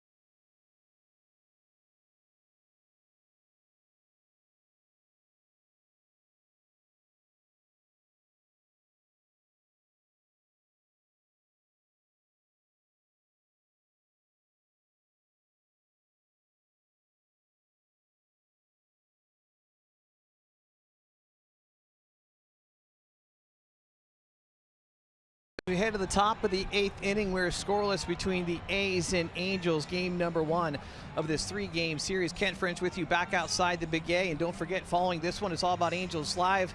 Post game presented by your SoCal Mazda dealers. Myself, Jose Mota, Alex Curry, bring you all the highlights and interviews, and of course break down J.C. Ramirez. Incredible night here this evening. Just 2 hits through 7 innings thus far. Also take a look back at a great first pitch ceremony featuring Hall of Famer Rod Carew. That's on the post game show following the game tonight. But right now, let's head back inside to Victor Rojas and Mark Gubazar, guys. Thanks a lot, Frenchie. As we begin the 8th here, you mentioned the new pitcher. It's Blake Parker taking over for J.C. Ramirez. Parker pitching in his 11th game.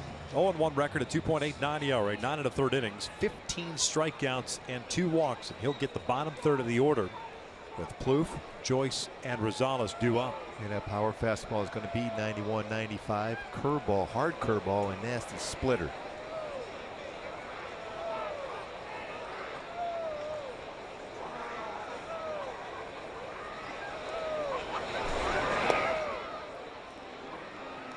Final line for J.C. Ramirez: 7 innings, 2 hits, 7 strikeouts, 2 walks, no runs.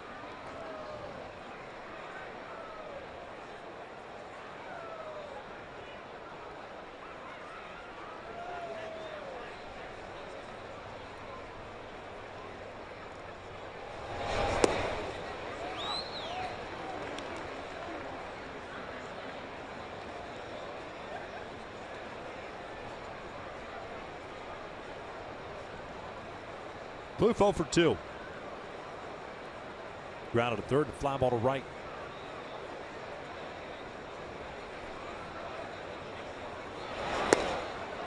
Two balls and a strike. Staying away. Generally, as you come out of the bullpen, that's where you're going to stay out of part of the plate. Force the hitter to beat you to the big part of the field.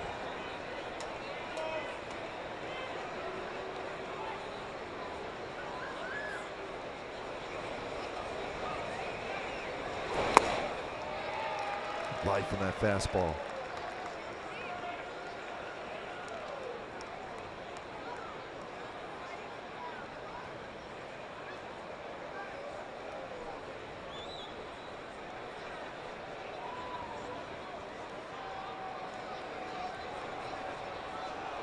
Two hits for Oakland, 1 for the Angels. A's have left 3 on. Halos 1.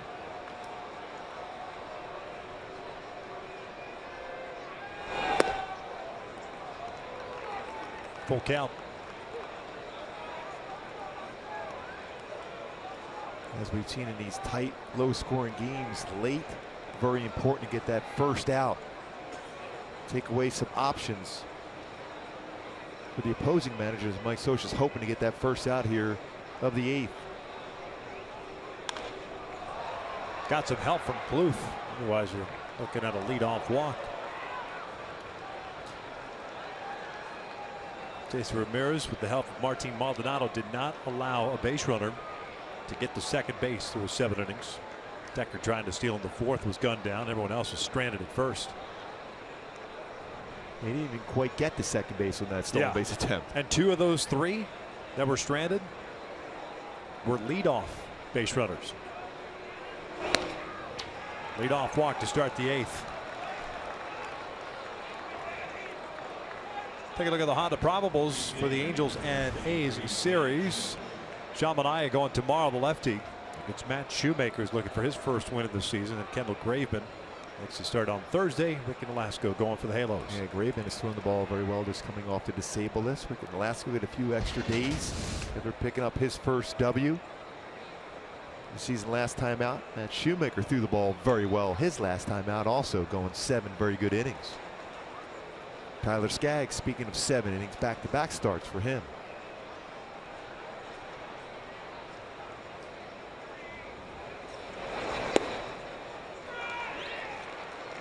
Joyce tonight. Hit one out to Maven and left, struck out his last time up.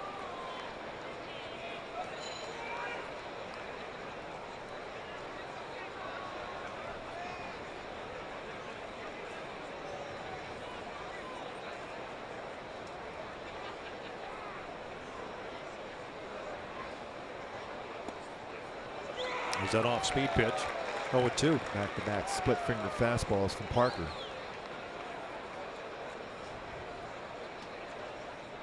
We'll start with that grip, that split finger grip.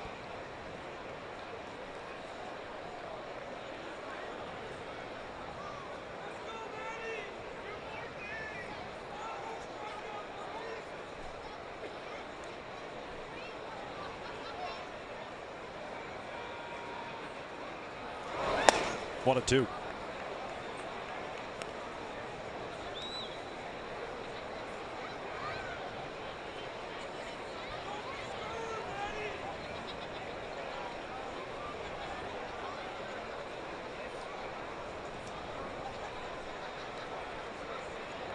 Leadoff walk to Plouffe. He's over at first.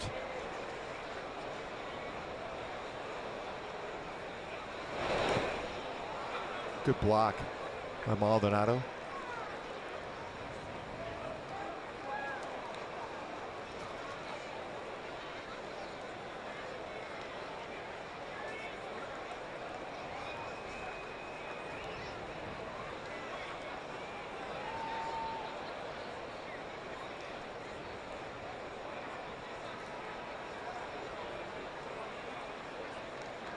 Ninth place hitter Rosales on deck.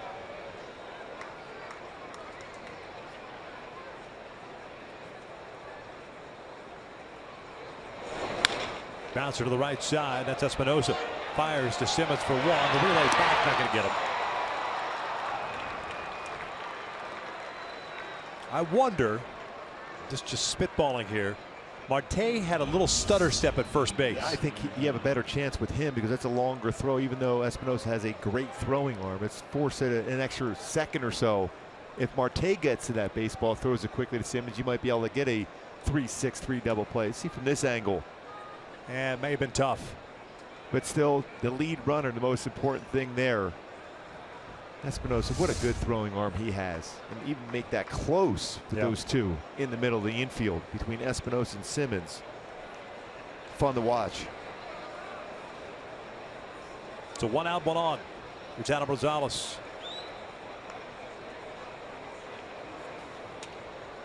From our vantage point, it looked like maybe the ball was close enough to Jeffrey. From our angle.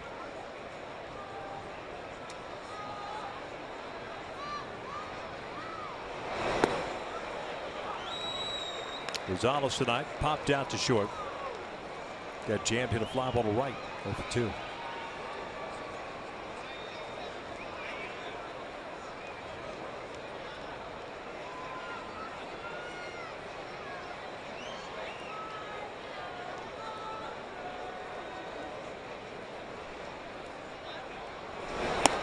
Snap throw to first base.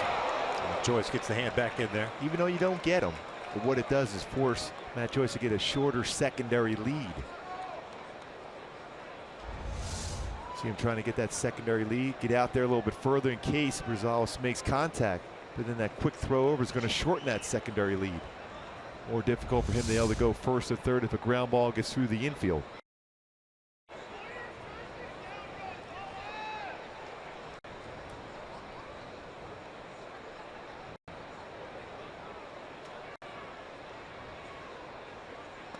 Rosales goes down swinging. 2 outs. Splitter. Great location for Parker. And a couple fastballs in the sequence. You see that grip and straight down. Unable to make contact. Rosales swing and miss from Parker.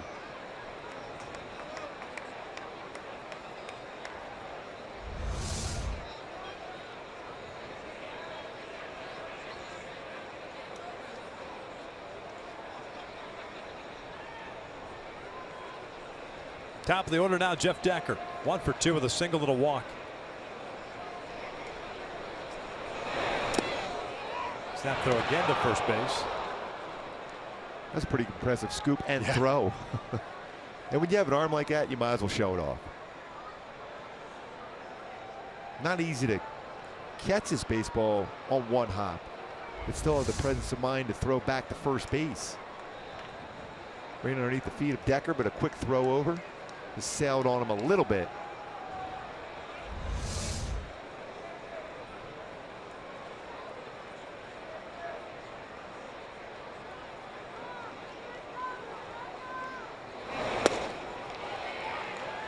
Evens up the count.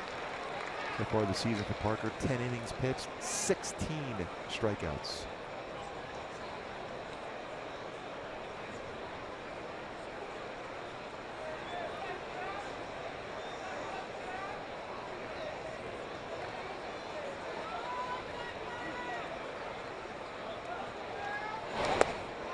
Good splitter. Boy, Trout and Calhoun almost back on the warning tracks in center field and right field, respectively.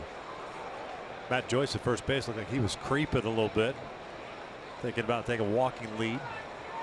Take it off. All you got to do as a pitcher is hold the ball enough just to make him aware that you're paying attention to him. If he'll go right back with that splitter, just make him stop. He's thinking about going.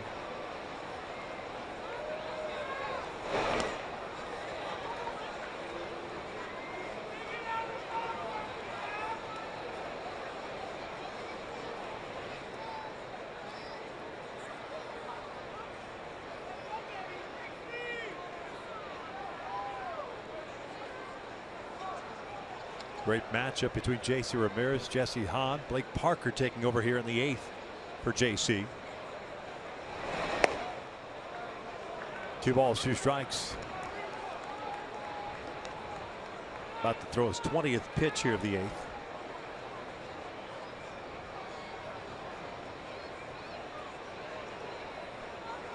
That's the guy you want to get. You don't want to have Healy up. Even though he's had a tough night, he had a tough night against J.C. Ramirez.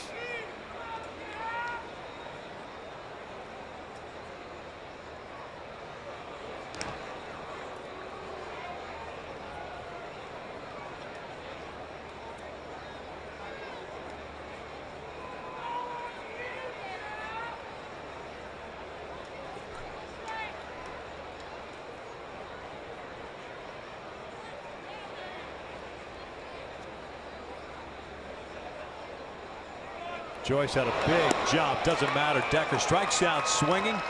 And the A's are done here in the 8th. We head to the bottom of the 8th inning. Marte, Simmons, and Maben coming up for the Halos.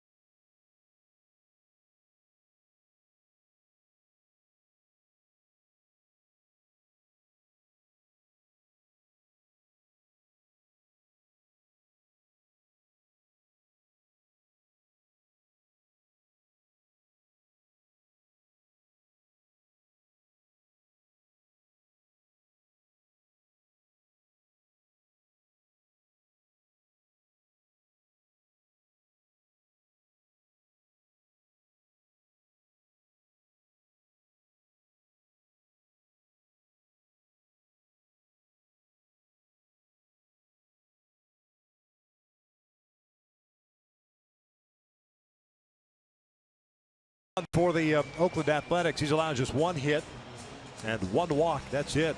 The walk back in the 1st, the single by Simmons in the 5th. Everyone else has been an out. Marte, Simmons, and Maben here in the Angels half of the 8th. Scoreless.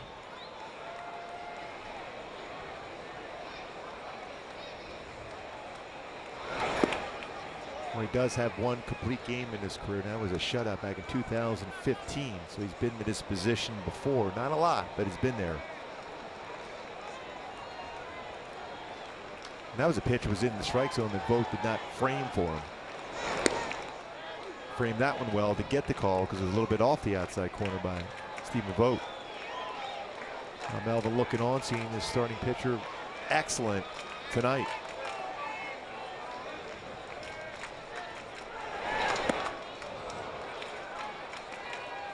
He's throwing quite a few of those slow curveballs to Marte. He hasn't been able to stay back on it. Yeah, it seems like it wants to pull it. You got to stay back and think in terms of right center field, especially when it's going away like that.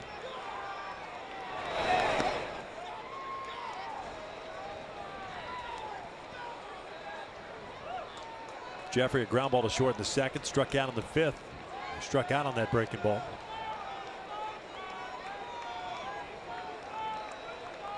Two-two. Little flare out toward right center field, and a diving catch in right by Matt Joyce. Robs Marte of at least a single, if not more. One down. Oh, he covered a lot of ground off the bat. Thought for sure that was going to be able to fall in, but the baseball has carried a little bit.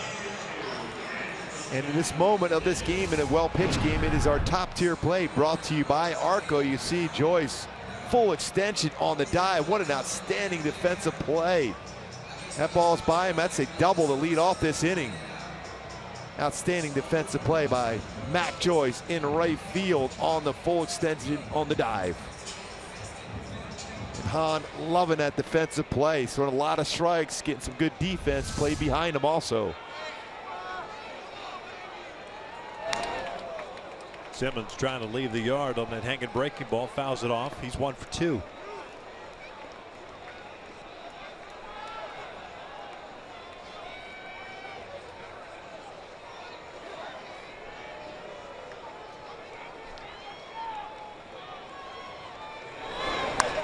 Gets another one, grounds at third base.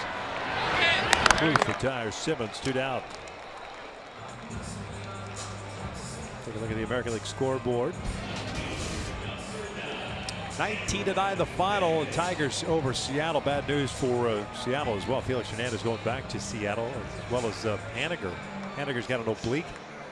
Felix with a shoulder issue. They're calling a dead arm, but he's going to get examined in Seattle. But Urban Santana now 4-0 with an ERA of 0.77. Alex Keuchel 4-0 also with his complete game today. ERA 1.22. Magic Man's got it working in Minnesota, doesn't he? The young Urban Santana. Yep. Cameron Maben, round down the fly ball to right.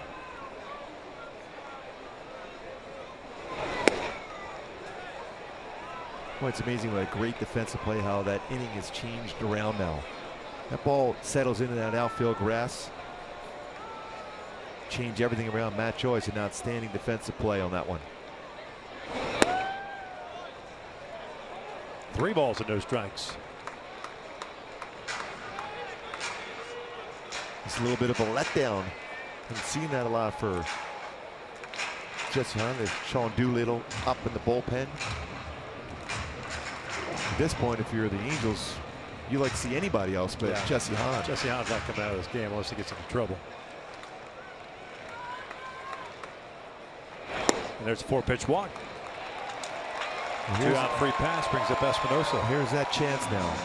Again, you wonder if Alfredo Griffin's going to make not only Maben aware, but Jerry Lane at first base aware of that little balk move that Jesse Hahn has. You have to think in terms of trying to steal a base with that gift walk with 2 outs.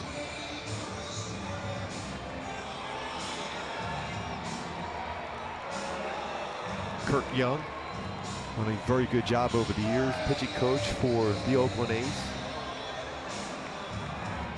Halos have David Hernandez getting ready for the 9th.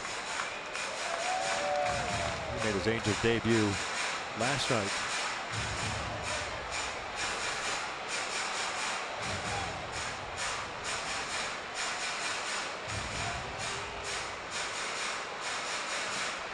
And you see Alfredo Griffin, he's talking to Jerry Lane right now, as a matter of fact.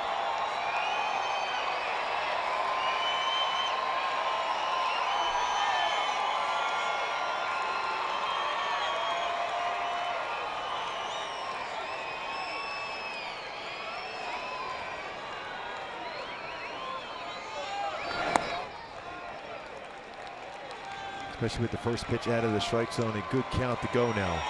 If you're Maben, 3 stolen bases on the season. That's 5 out of the zone too for Hahn.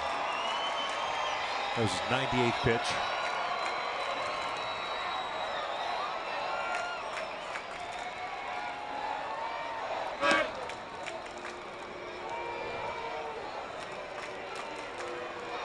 There's Yen. to be a base runner to get to second base in this game.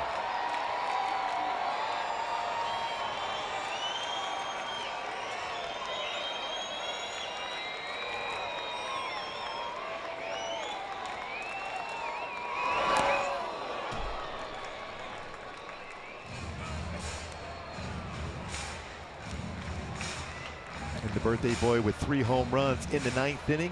We're in the 8th inning here, where he's done most of his damage, extra base hit wise, in this part of the game.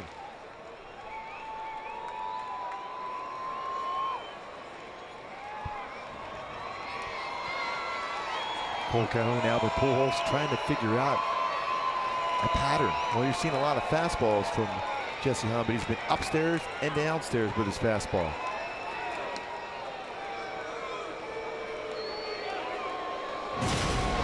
Back to that 9th inning in Oakland. First hit as an Angel on April 4th.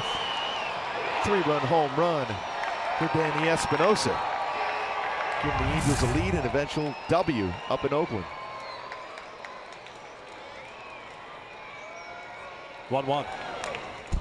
Again, another high fastball staying upstairs.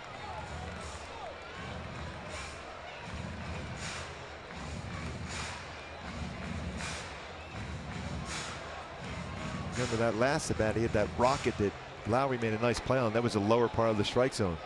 100 pitches thrown, 18 in the first, very economical since that point, including a couple 9-pitch innings. Big lead for Maben. Got to anticipate a break ball. You got to be going here.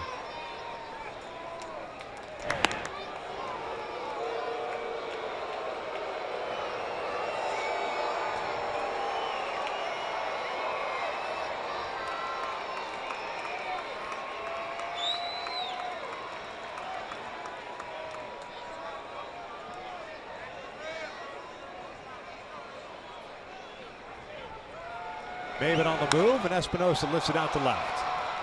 As Davis comes in on it. Halos are done here in the 8th. We will head to the 9th inning. It's a scoreless tie here at the Big A.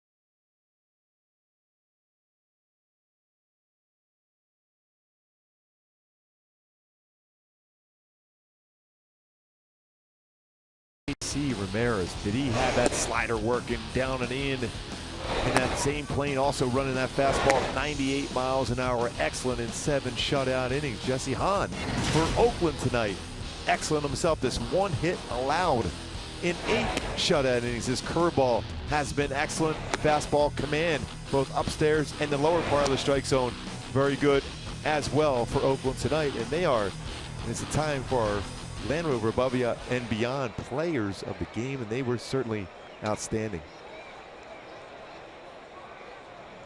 David Hernandez takes over on the mound for Blake Parker as we start this 9th inning. Healy, Lowry, and Davis, 2, 3, and 4 for the Oakland A's. Healy 0 for 3 with 3 strikeouts. Parker struck out 2, walked 1, his 1 inning relief.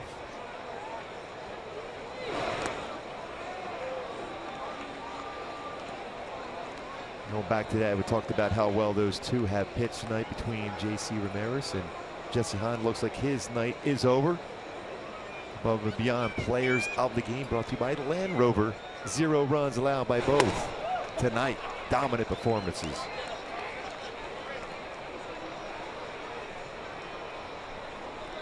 Hernandez last night in his Angels debut went 2/3 of an inning.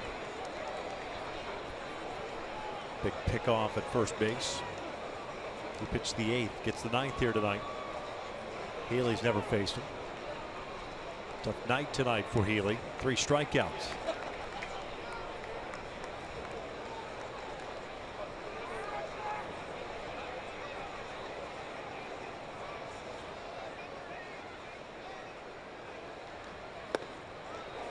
Great spot with a fastball.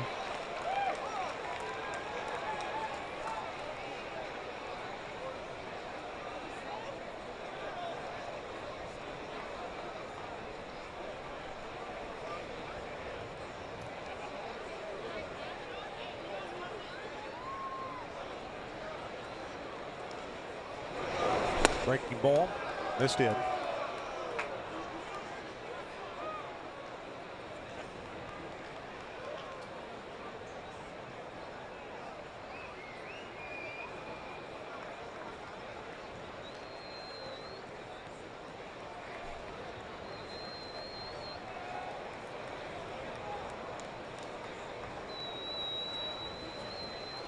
Maldonado outside. Here's a 2-2.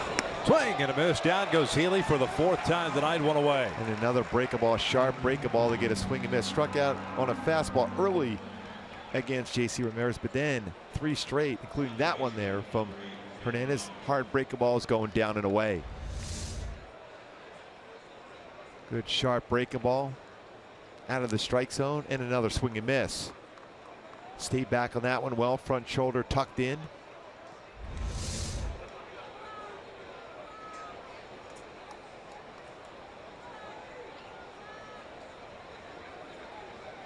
Jed Lowry, a bunt base into the 7th.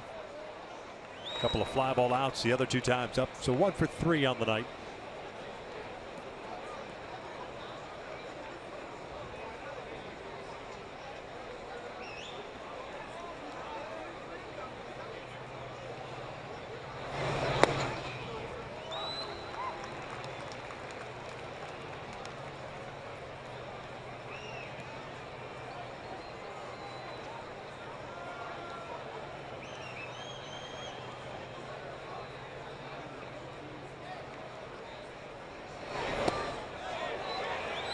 That's a pretty good pitch, too. Yeah.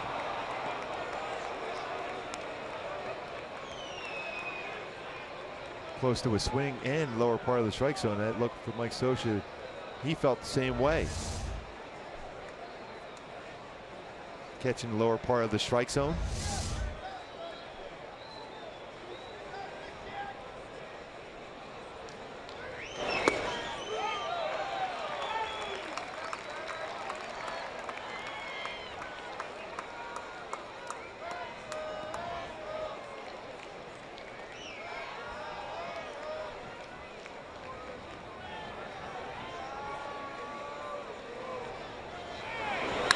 Two lifted out to left.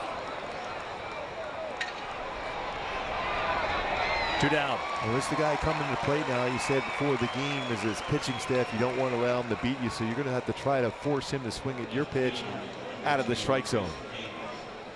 Preferably away and down.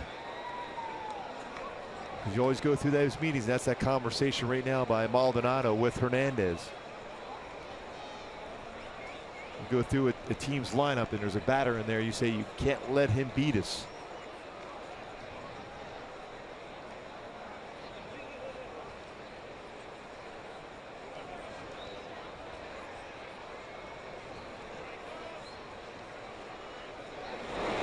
Good breaking ball, and it just misses. Davis just 0 for 1 in his career against Hernandez. Ace left fielder 0 for 2 tonight. Did draw a walk in the 5th.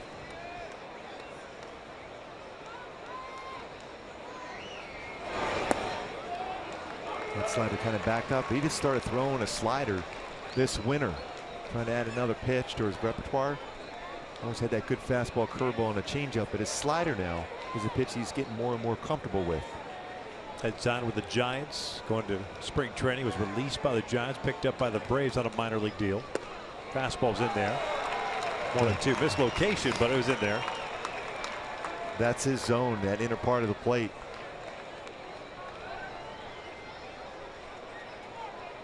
I wouldn't go back in there with another fastball unless it's elevated above the letters.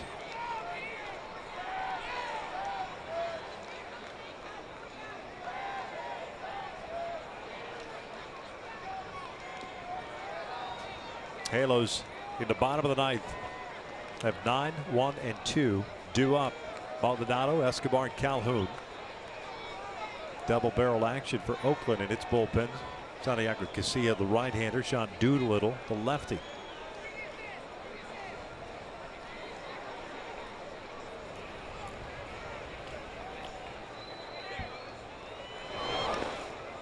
Full count. Steven Vogt on deck.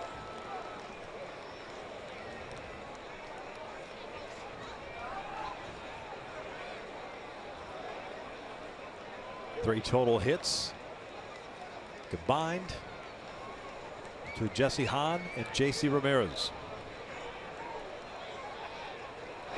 Swing and a miss. Down goes Chris Davis, and a 1-2-3 ninth for David Hernandez. We'll head to the bottom of the ninth. Maldonado to lead things off. Scoreless.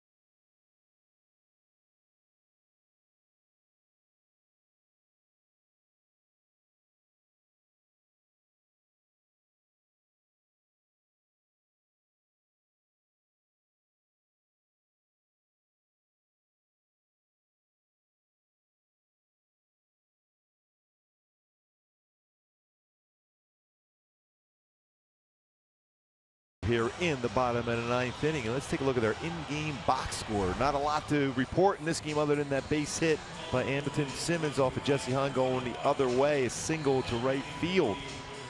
Couple walks in the game. Trout with a walk. Maben with a walk. Pitching change now. So for Oakland, as Jesse Hahn is done after 8 outstanding innings by Hahn tonight. Sean Doolittle on the mound right now. This will be his 8th game. ERA straight up at 3. That does have 1 save. Fastball is going to be 91-97. He will throw a slider and a changeup, but he has struggled in his career versus the Angels.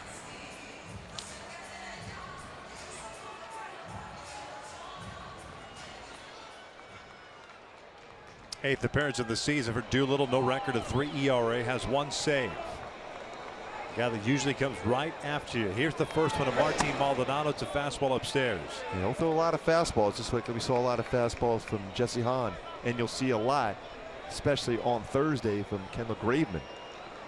Doolittle with 10 strikeouts, 1 walk in the 6 innings of work. Maldonado for 2 with a strikeout and a ground out. Fouled back, good rip.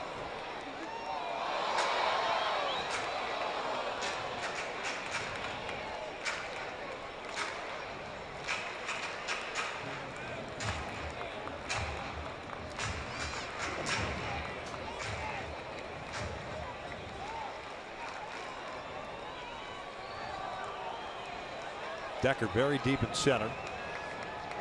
The corner outfielders playing at normal depth is Renato Tardy. It's 1-2. 94-mile-an-hour fastball. 1 for 1 in his career against Doolittle. 2 of the 3 pitches, upper part of the strike zone and above.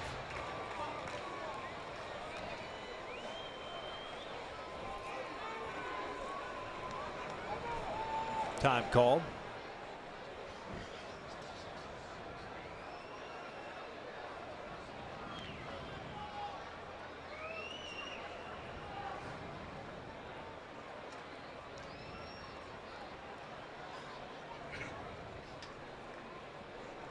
One, two down.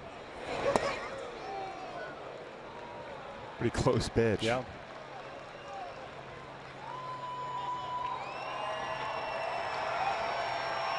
Top of the order, and Escobar on deck. Calhoun to follow.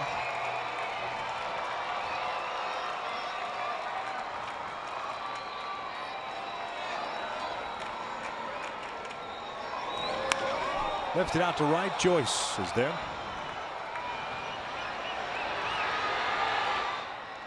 What away. Well, Matt Joyce been an outstanding play to get the first out of the bottom of the 8th inning.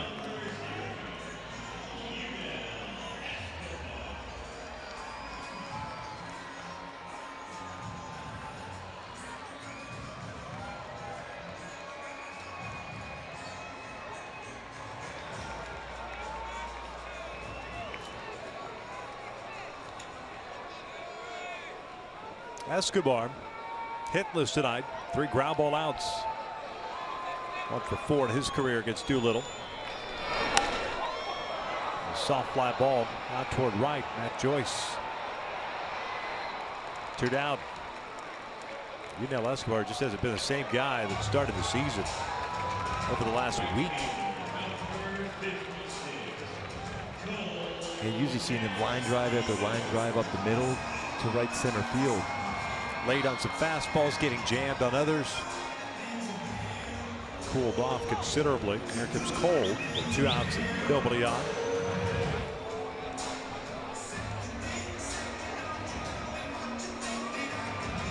Cole 3 for 10 in his career against Doolittle with a double and a home run. Hitless tonight.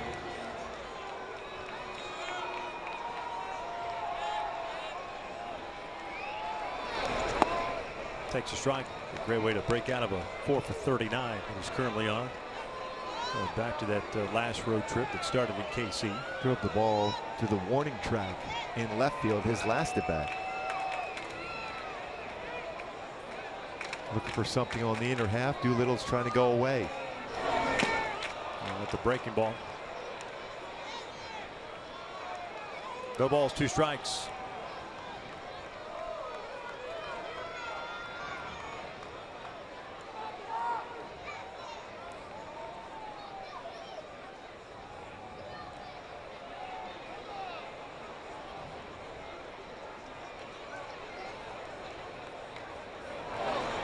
Got another one.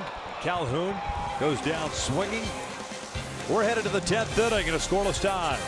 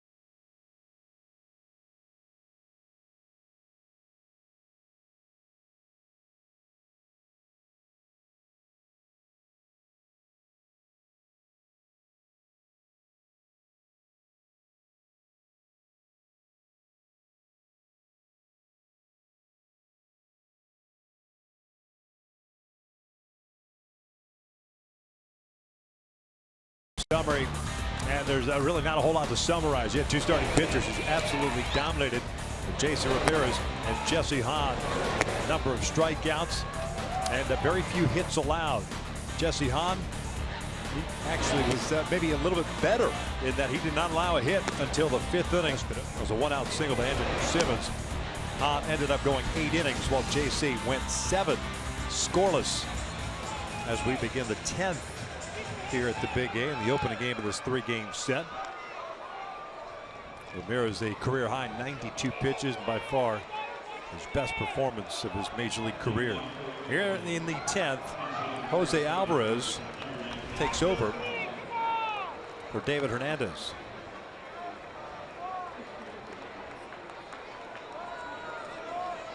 Josh Phegley is going to pinch hit for Stephen Vogt to start this 10th inning to face a left-hander.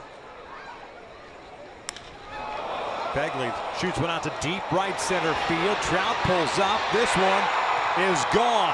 A pinch hit home run by Josh Phegley on the very first pitch to start the 10th, and Oakland has taken a 1-0 lead.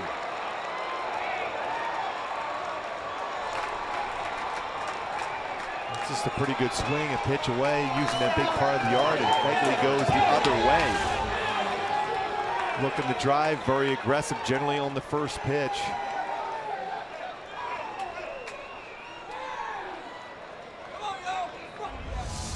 In a game like this, it's always that one mistake.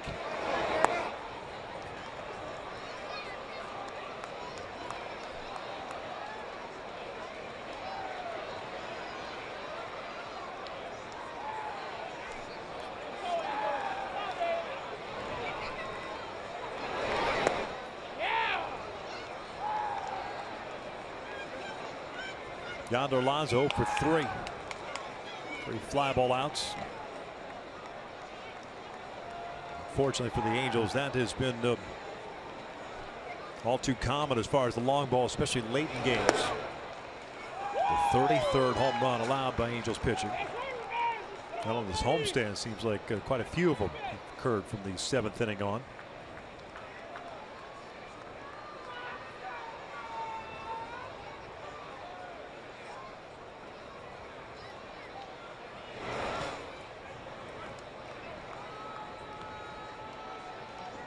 And just looking at the ERA as far as innings throughout a game for the Angels pitchers.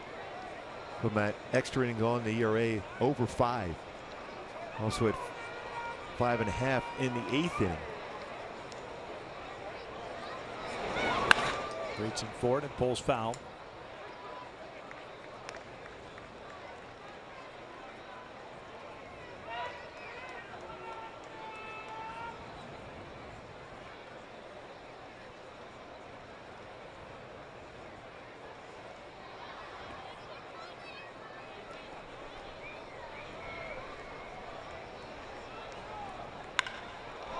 Out towards center.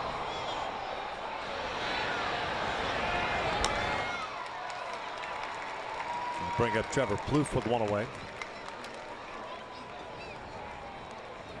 Third baseman, number 3, Trevor Plouffe.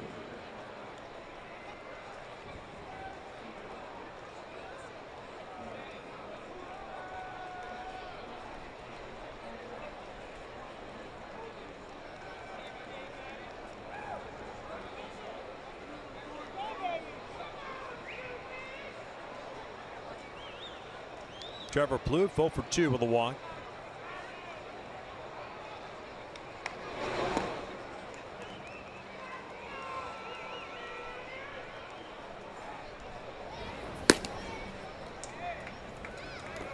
Action in the Angel pen as we look at the bottom of the 10th inning. Assuming the Angels are able to keep this a 1-run deficit. Trout, Pujols, Marte, CJ Cron available. Santiago Casillas back up and loosening for Oakland.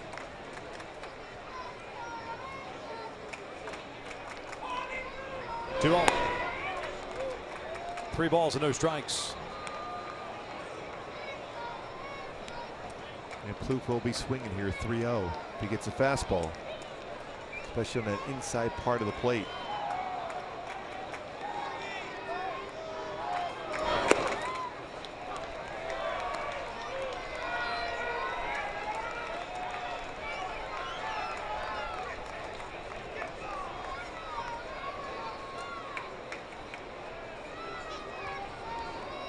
3-1 now. Full count. He's getting ready to take off the shin guard.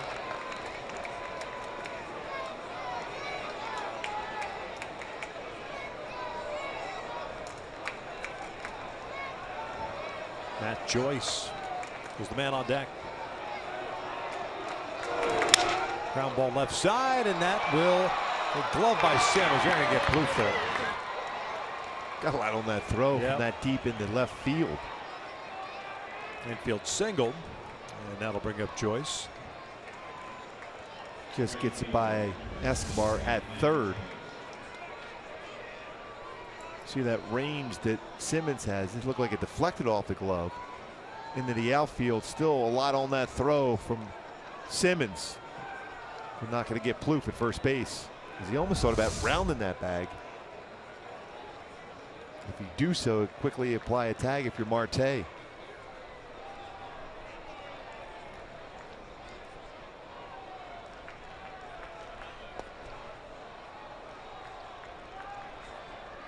Joyce 0 for 3, but the defensive play of the game out in right center field, robbing Marte of potential leadoff double in the 8th.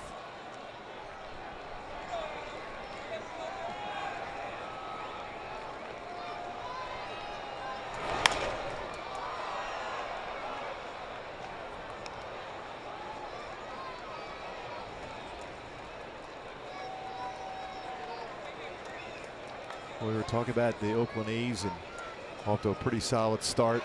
And the run differential not good for them so far, but they've played these tight games, close games, and this is when they're at their best.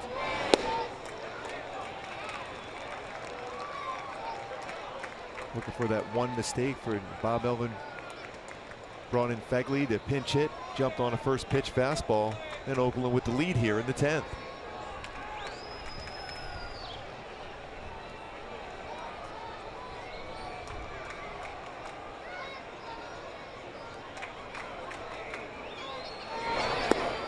Two balls, two strikes.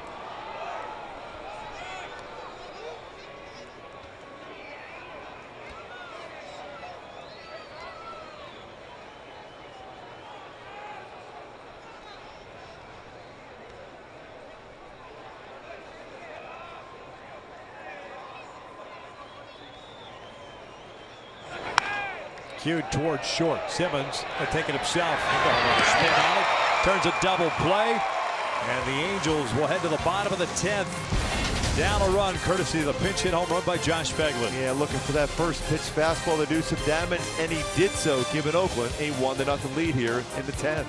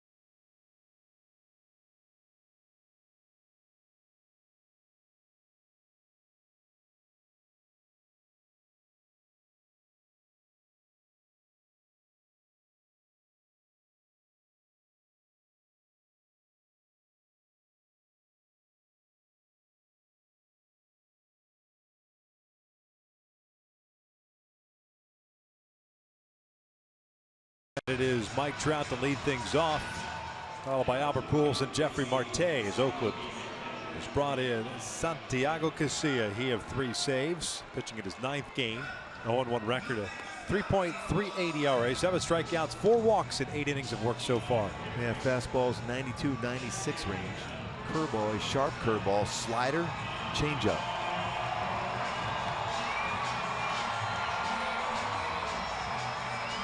And generally, a guy will throw a lot of first pitch fastballs himself. So if you get that first pitch fastball for your Trout, just be ready to do some damage.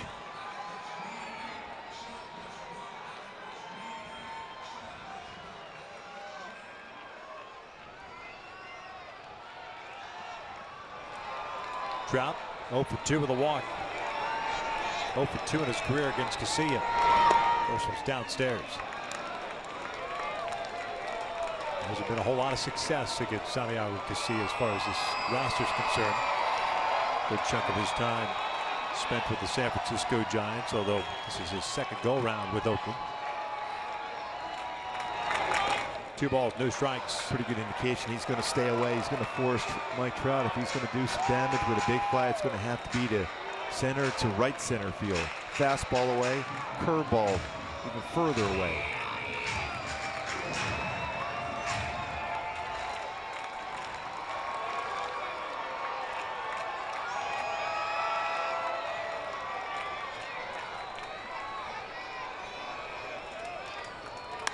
And he drives one out toward right field, toward the corner. Joyce racing back on the track. That is gone! Big fly for Mike Trout, and we're tied at 1.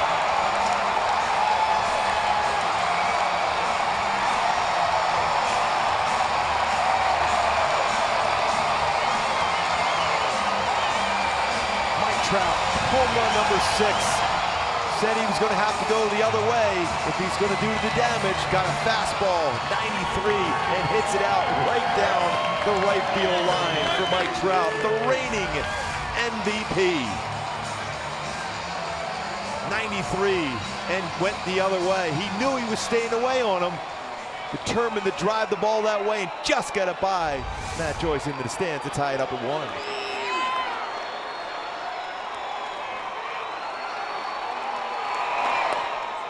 Pujols takes a strike. Albert 0 for 3 with a ground down, 2 strikeouts.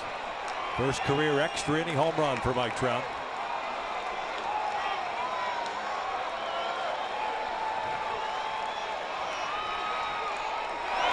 Albert lines one out toward left center field. There's a base hit.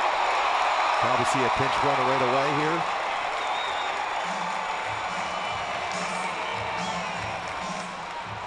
Ben Revere, I would imagine. Tremendous speed now. With that home run, Mike Trout extends his hit streak.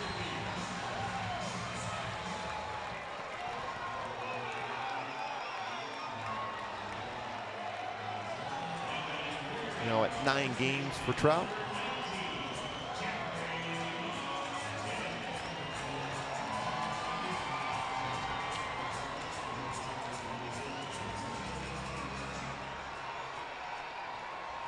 See quite a few pickoff throws over at first base, I would imagine.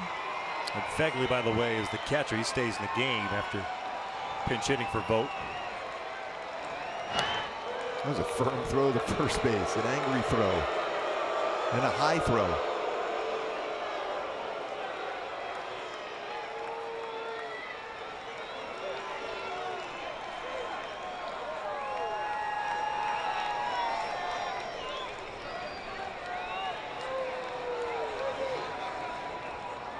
Marte takes inside.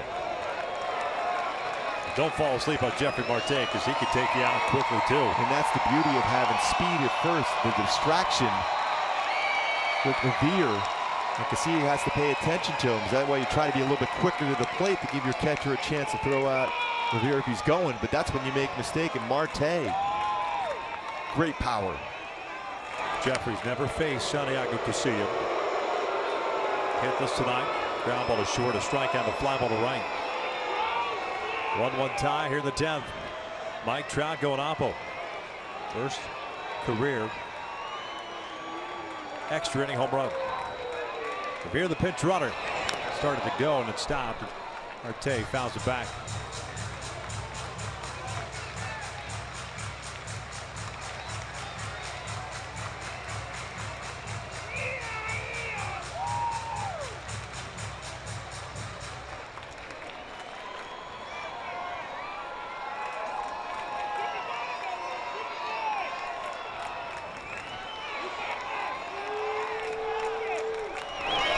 pitch action, a breaking ball. It's 2-1. And that's, again, when you're trying to do that as a pitcher, that's when you're more apt to make a mistake. Try to be quick, and your arm kind of drags along as your landing foot is already on the ground. And that slider flattens out, as does the fastball.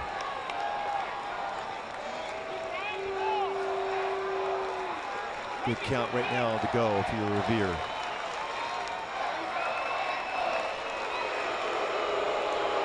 Trout's homer is the first game-tying home run in extra innings for the Angels since Junior Felix. April 30th, 1991. According to Matt Birch, the Angels PR staff. Well, then it's, you know, it's official. Yeah.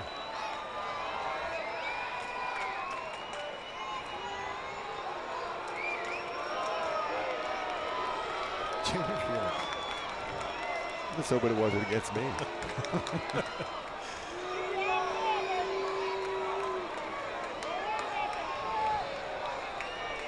Revere, good lead at first. Nobody out.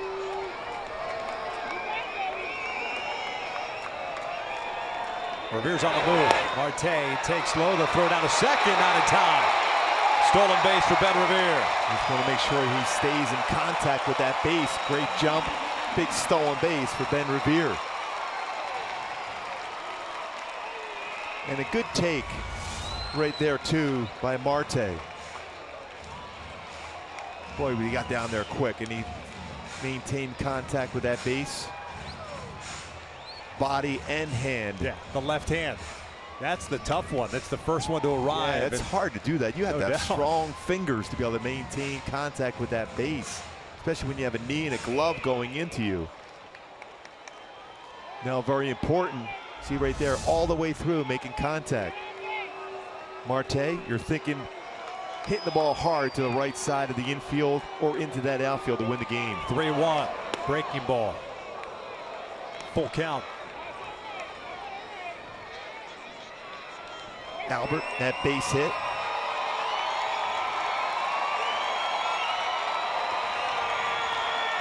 It's 155 hits now, away from 3,000 with that hit. And a runner in scoring position. Yeah, Trout and Fegley both just rounded the bases. Yeah, they didn't want to stop and stay in scoring position. They just scored themselves. That was pretty close to a balk, right? There's a little hesitation there. It almost like he was close to touching the dirt. Yeah. Often wondered that why that's not a balk call when that move like that to second base when it's deceiving the runner. Well, yeah, I'm just talking, but there's a little, almost like a little hitch by him before he started that move. But I agree with you. 3-2 count. Winning run at second. Spin move and nobody cutting in.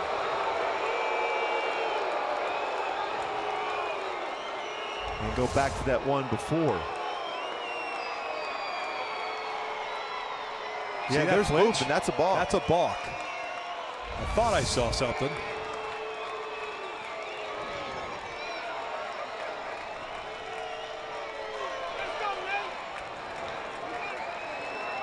Simmons on deck.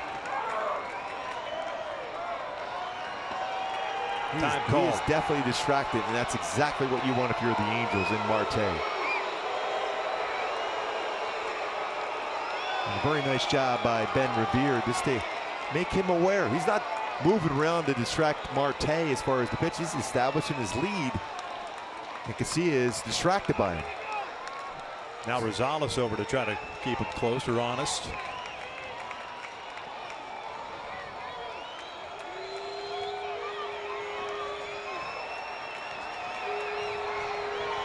Payoff pitch. Marte swing and a miss. Got a breaking ball again. 1 out. Again, pulled off on that pitch. You have to think in terms of staying back and hitting that ball to the right side of the infield. A pitch that you can do that. See where this pitch is located, a breaking ball. It's upstairs, and you can hit that ball to stay back and hit the ball to the right side of the infield. See that front hip opened up, didn't have the coverage for the outer half of the plate.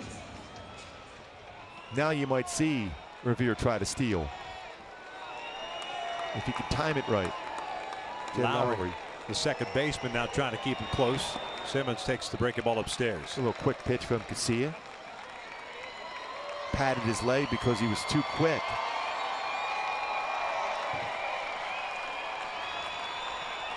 4 career walk-off hits for Simba.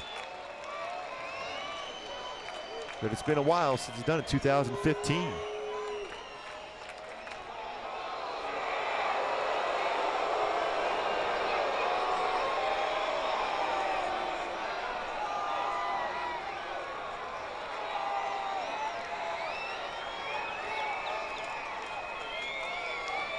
Andrelton is 1 for 3 with a base hit to right.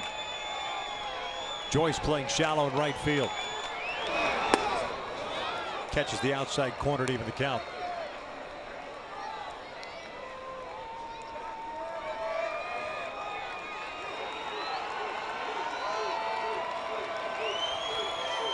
Trout leading off the 10th with a home run into the right field corner.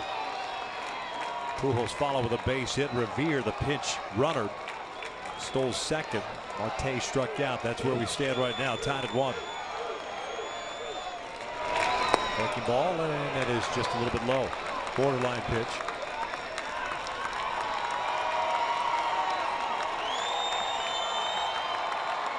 Would not be surprised if Casilla tries to pick off now at second.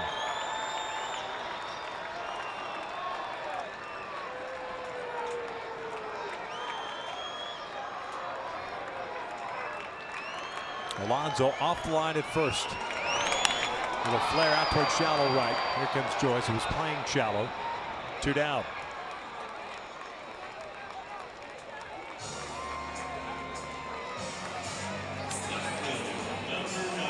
So it'll be up to Cameron Maybin with 2 down now. The winning run still at second.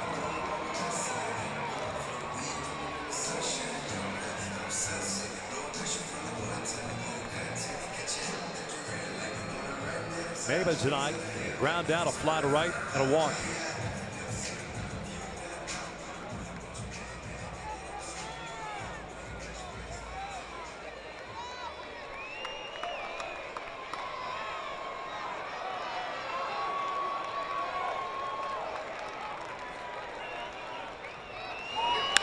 Maybin shoots it out to right. Joyce back a couple of steps, and the Angels will leave that winning run. Stranded in scoring position.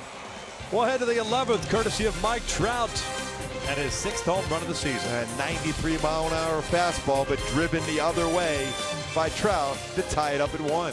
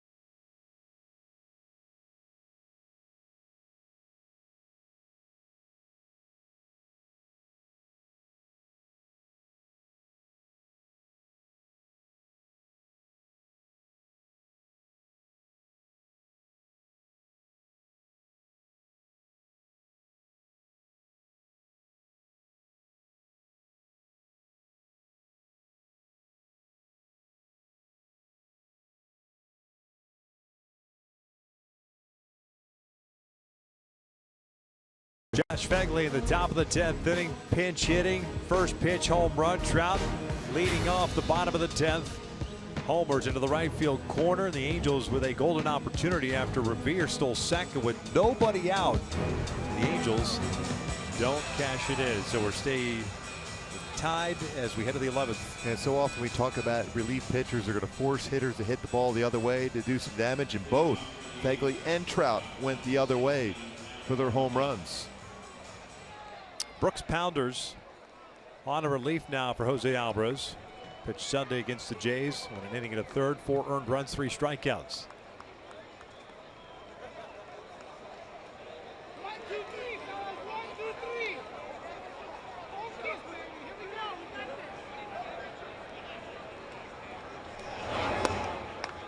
Nine, 1 and 2 for Oakland here in the 11th. Rosales, Decker, and Healy.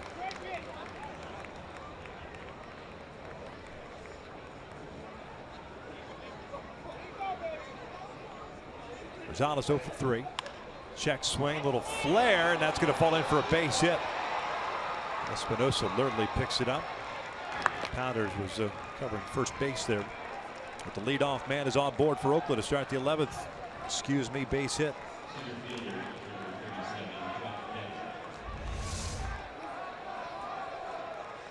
Well, just off the end of the bat, he wasn't fully committed, even going after that pitch, and gets rewarded with a base hit.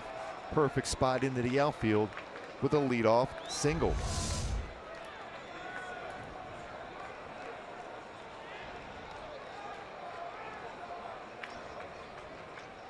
Jeff Decker, the center fielder, now up. 1 for 3 game.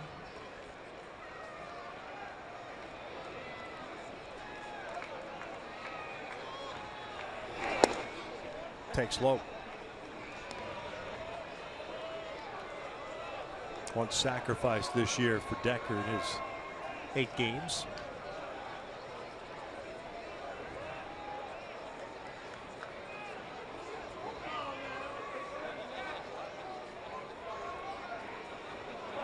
Escobar on the grass at third.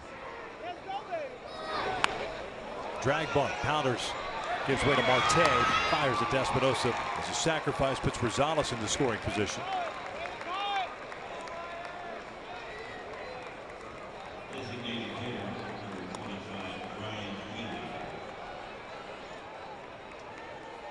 Something you didn't see for a long period of time as far as the sacrifice bunt for Oakland.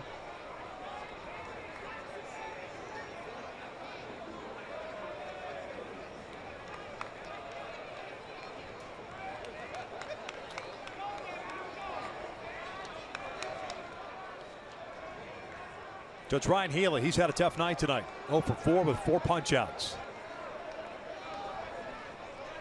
Tails have stayed away from him with breaking balls, and he'll shoot one out to right. Cole has to come in. Rosales not tagging. 2 down. He'll take that, the quick out. Yes, indeed. Even though he's had a tough night, you still worry about his power and his career numbers against the Angels for Healy.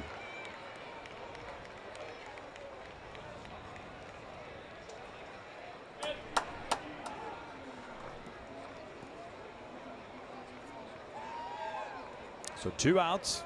Man at second. Jed Lowry coming up now. Looking ahead to the bottom of the 11th. 8, 9, and 1 for the Angels.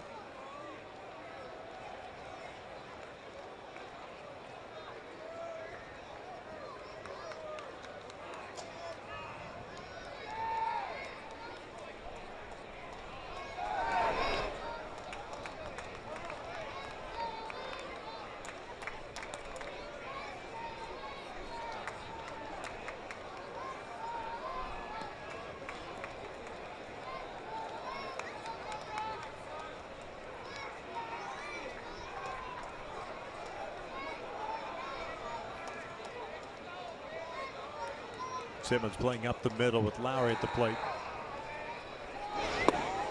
2 balls, no strikes.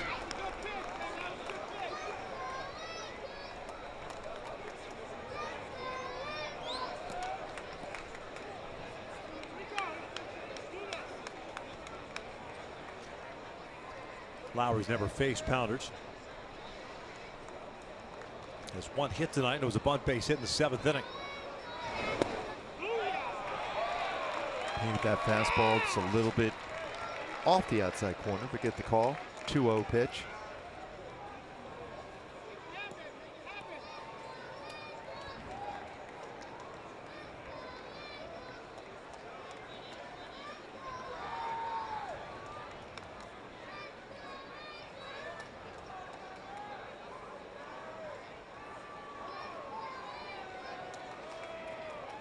Oakland with 5 hits, the Angels with 3.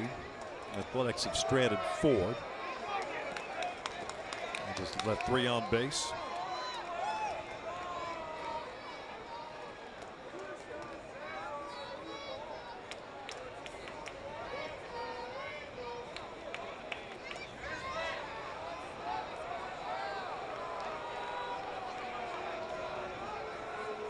Trying to get on the same page.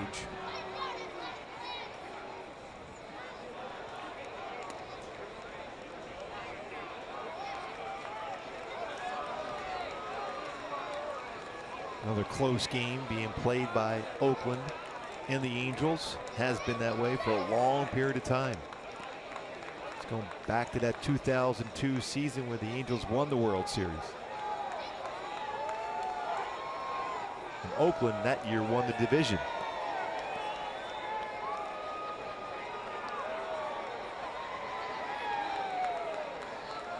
Two on count with 2 outs. Rosales, the base runner at second.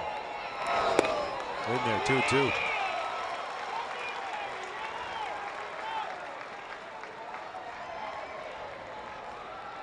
Brooks with that tough debut Sunday.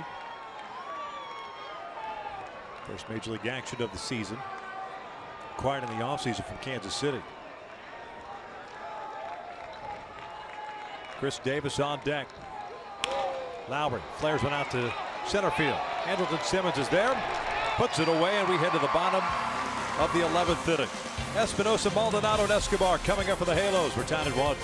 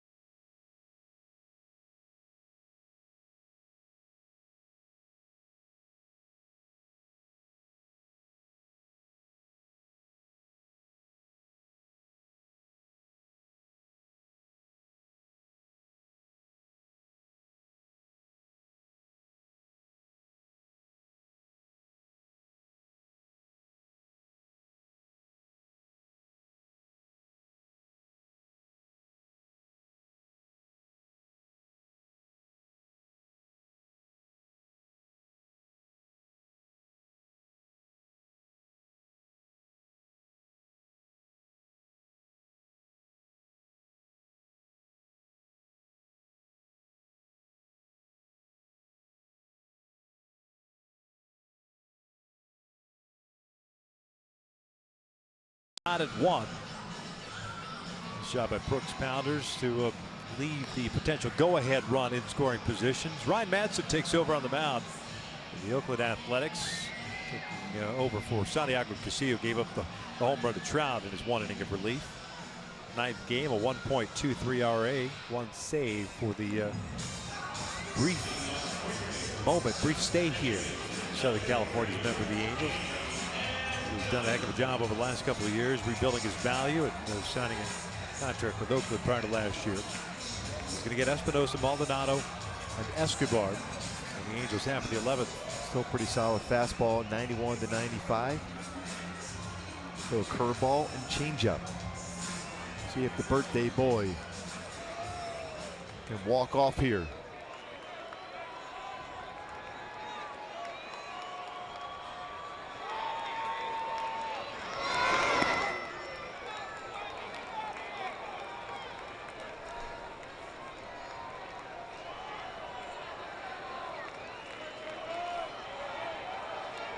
Danny tonight a strikeout, a ground and a fly ball to left.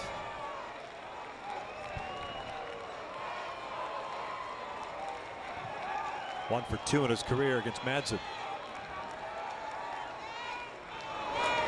Ground ball to the right side. Alonso can't handle it, and the leadoff man is on board. Boy, I thought he was going to get to it. He's a pretty solid defender at first base. Just got underneath his glove. A good swing from Espinosa. Lower part of the strike zone, which he does so well as far as cover that part of the plate. And just skips underneath that glove. Some speed at first base for Espinosa. Look like you're going to see Maldonado asked to square around the bunt.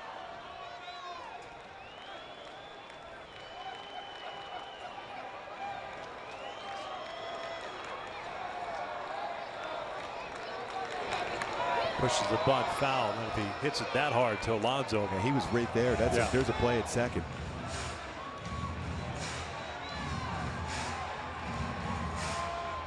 Saw it a lot in spring training in this scenario where Mike Social will take away the bunt and put a hit and run on. Will square around and then just try to slap the ball through the infield.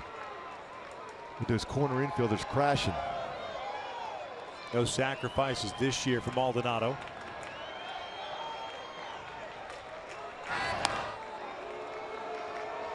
That's almost a throw over to see if that was going to be the case if we bring the bat back, but Maldonado didn't give it away if that play is on.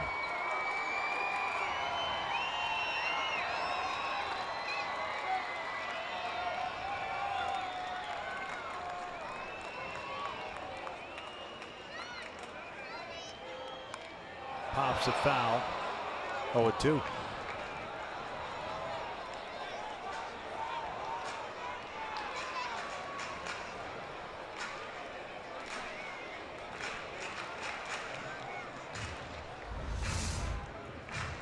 This is where you try to keep the bat level. You can't jab at that baseball. You just let it get to the bat and just deaden it, turn it, whether you want to bunt it down the first base line or tilt it more so to bunt it down the third base line. Hasn't done it all that often in his career. They're trying one more time. Espinosa at first. And he gets this one down. That's a good one. Begley picks it up. One down. Sacrifice puts Espinosa into scoring position. Took some time, but well done by Maldonado. Talked about doing the little things in the opening tonight. And here's the little things with 2 strikes. Leveled the bat and got the bunt down and advance Espinosa into scoring position. For always a dangerous hitter, even though he hasn't been swinging the bat as well as normal for Escobar, but the perfect guy up here with a runner in scoring position. Now 2 for 9 in his career against Ryan Madsen. Hitless tonight with a fly ball to right field on the 9th inning. Outfield in for Oakland. Davis in left. Decker in center. Joyce in right. So with that 300 batting average with runners in scoring position this season, 362 last season for Escobar.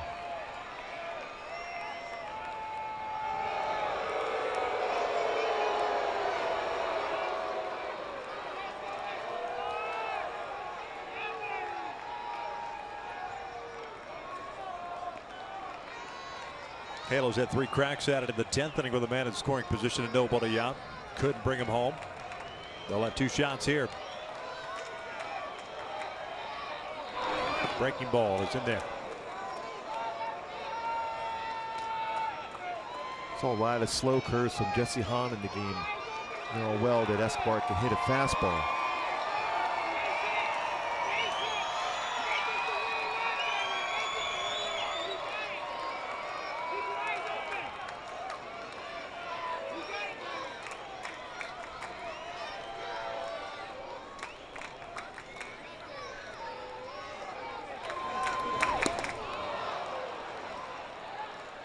Boy, not often you see Escobar chase something out of the strike zone. Doesn't look comfortable at the plate. Yeah, it's been that way now for several games.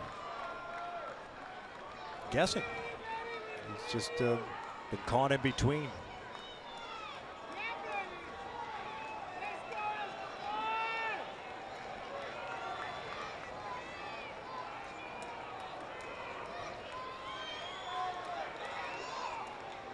Lowry trying to keep Espinosa close. In tight, 1-2.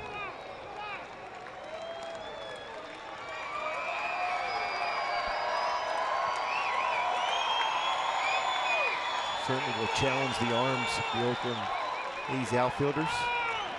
Decker with the only assist in the outfield this season for Oakland amongst the three. 1-2 now. And it's a liner toward Lowry. He gloves it. 2 down. Espinosa hustles back to the bag. Nice drive by Ewing. That's his swing there.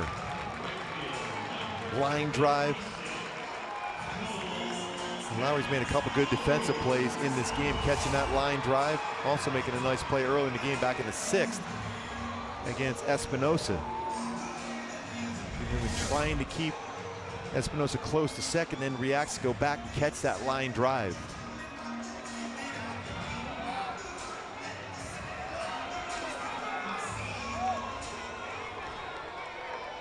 So it'll be up to Cole. Hitless tonight, 0 for 4.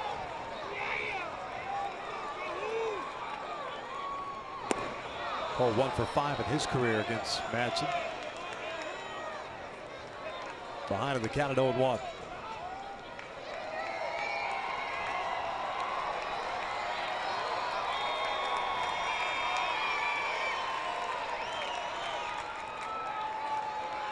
Cole has never had a walk-off hit. Well, to get his first here against Madsen in Oakland.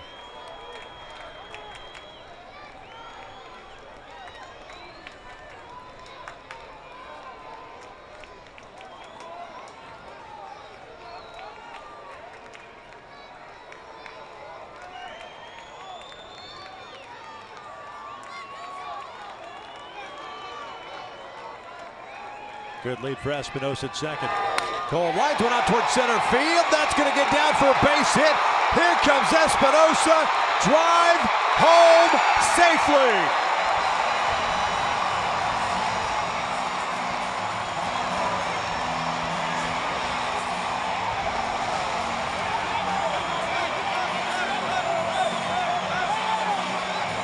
Oh, checked off the bucket list. The first walk-off hit for Cole Calhoun. Stayed back on that one well and lines it into left center field. For Cole Calhoun. Didn't try to pull it, shorten up his swing. Line drive, walk-off base hit, and the birthday boy, Danny Espinosa, scores the winning run in the 11th. Pounders picks up his first W as a halo. And the fist bump, we saw that on that defensive play in that Toronto series, where we see that now on the walk-off hit for Cole Calhoun.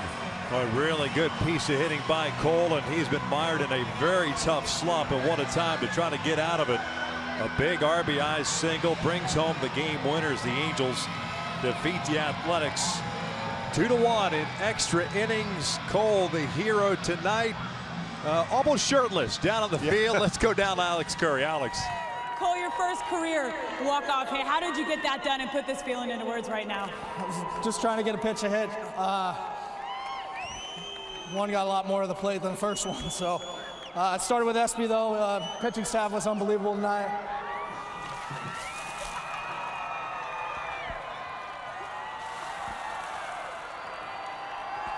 Well deserved. Feel good? Yeah. This team is incredible. 8 of your 10 wins have been in comeback fashion. What happens to this team late in games? We just never give up. Never give up and keep playing. You guys get behind us. It's a lot of fun. And speaking of never giving up, this pitching staff was lights out tonight. Probably the best outing of J.C. Ramirez's career. What kind of confidence does that give this team when you see him dealing on the mound like that? That's awesome. It's a guy that's filling in for some injuries, getting some starts, and he's making the most of it. And when he's taking the ball, we're waiting for a win. Well, congratulations on the walk-off win, Cole. Thank you. The Angels get it done tonight, taking game 1 against the A's, but stick around because Kent French and Jose Mota will break it all down next on Angels Live right here on Fox Sports West.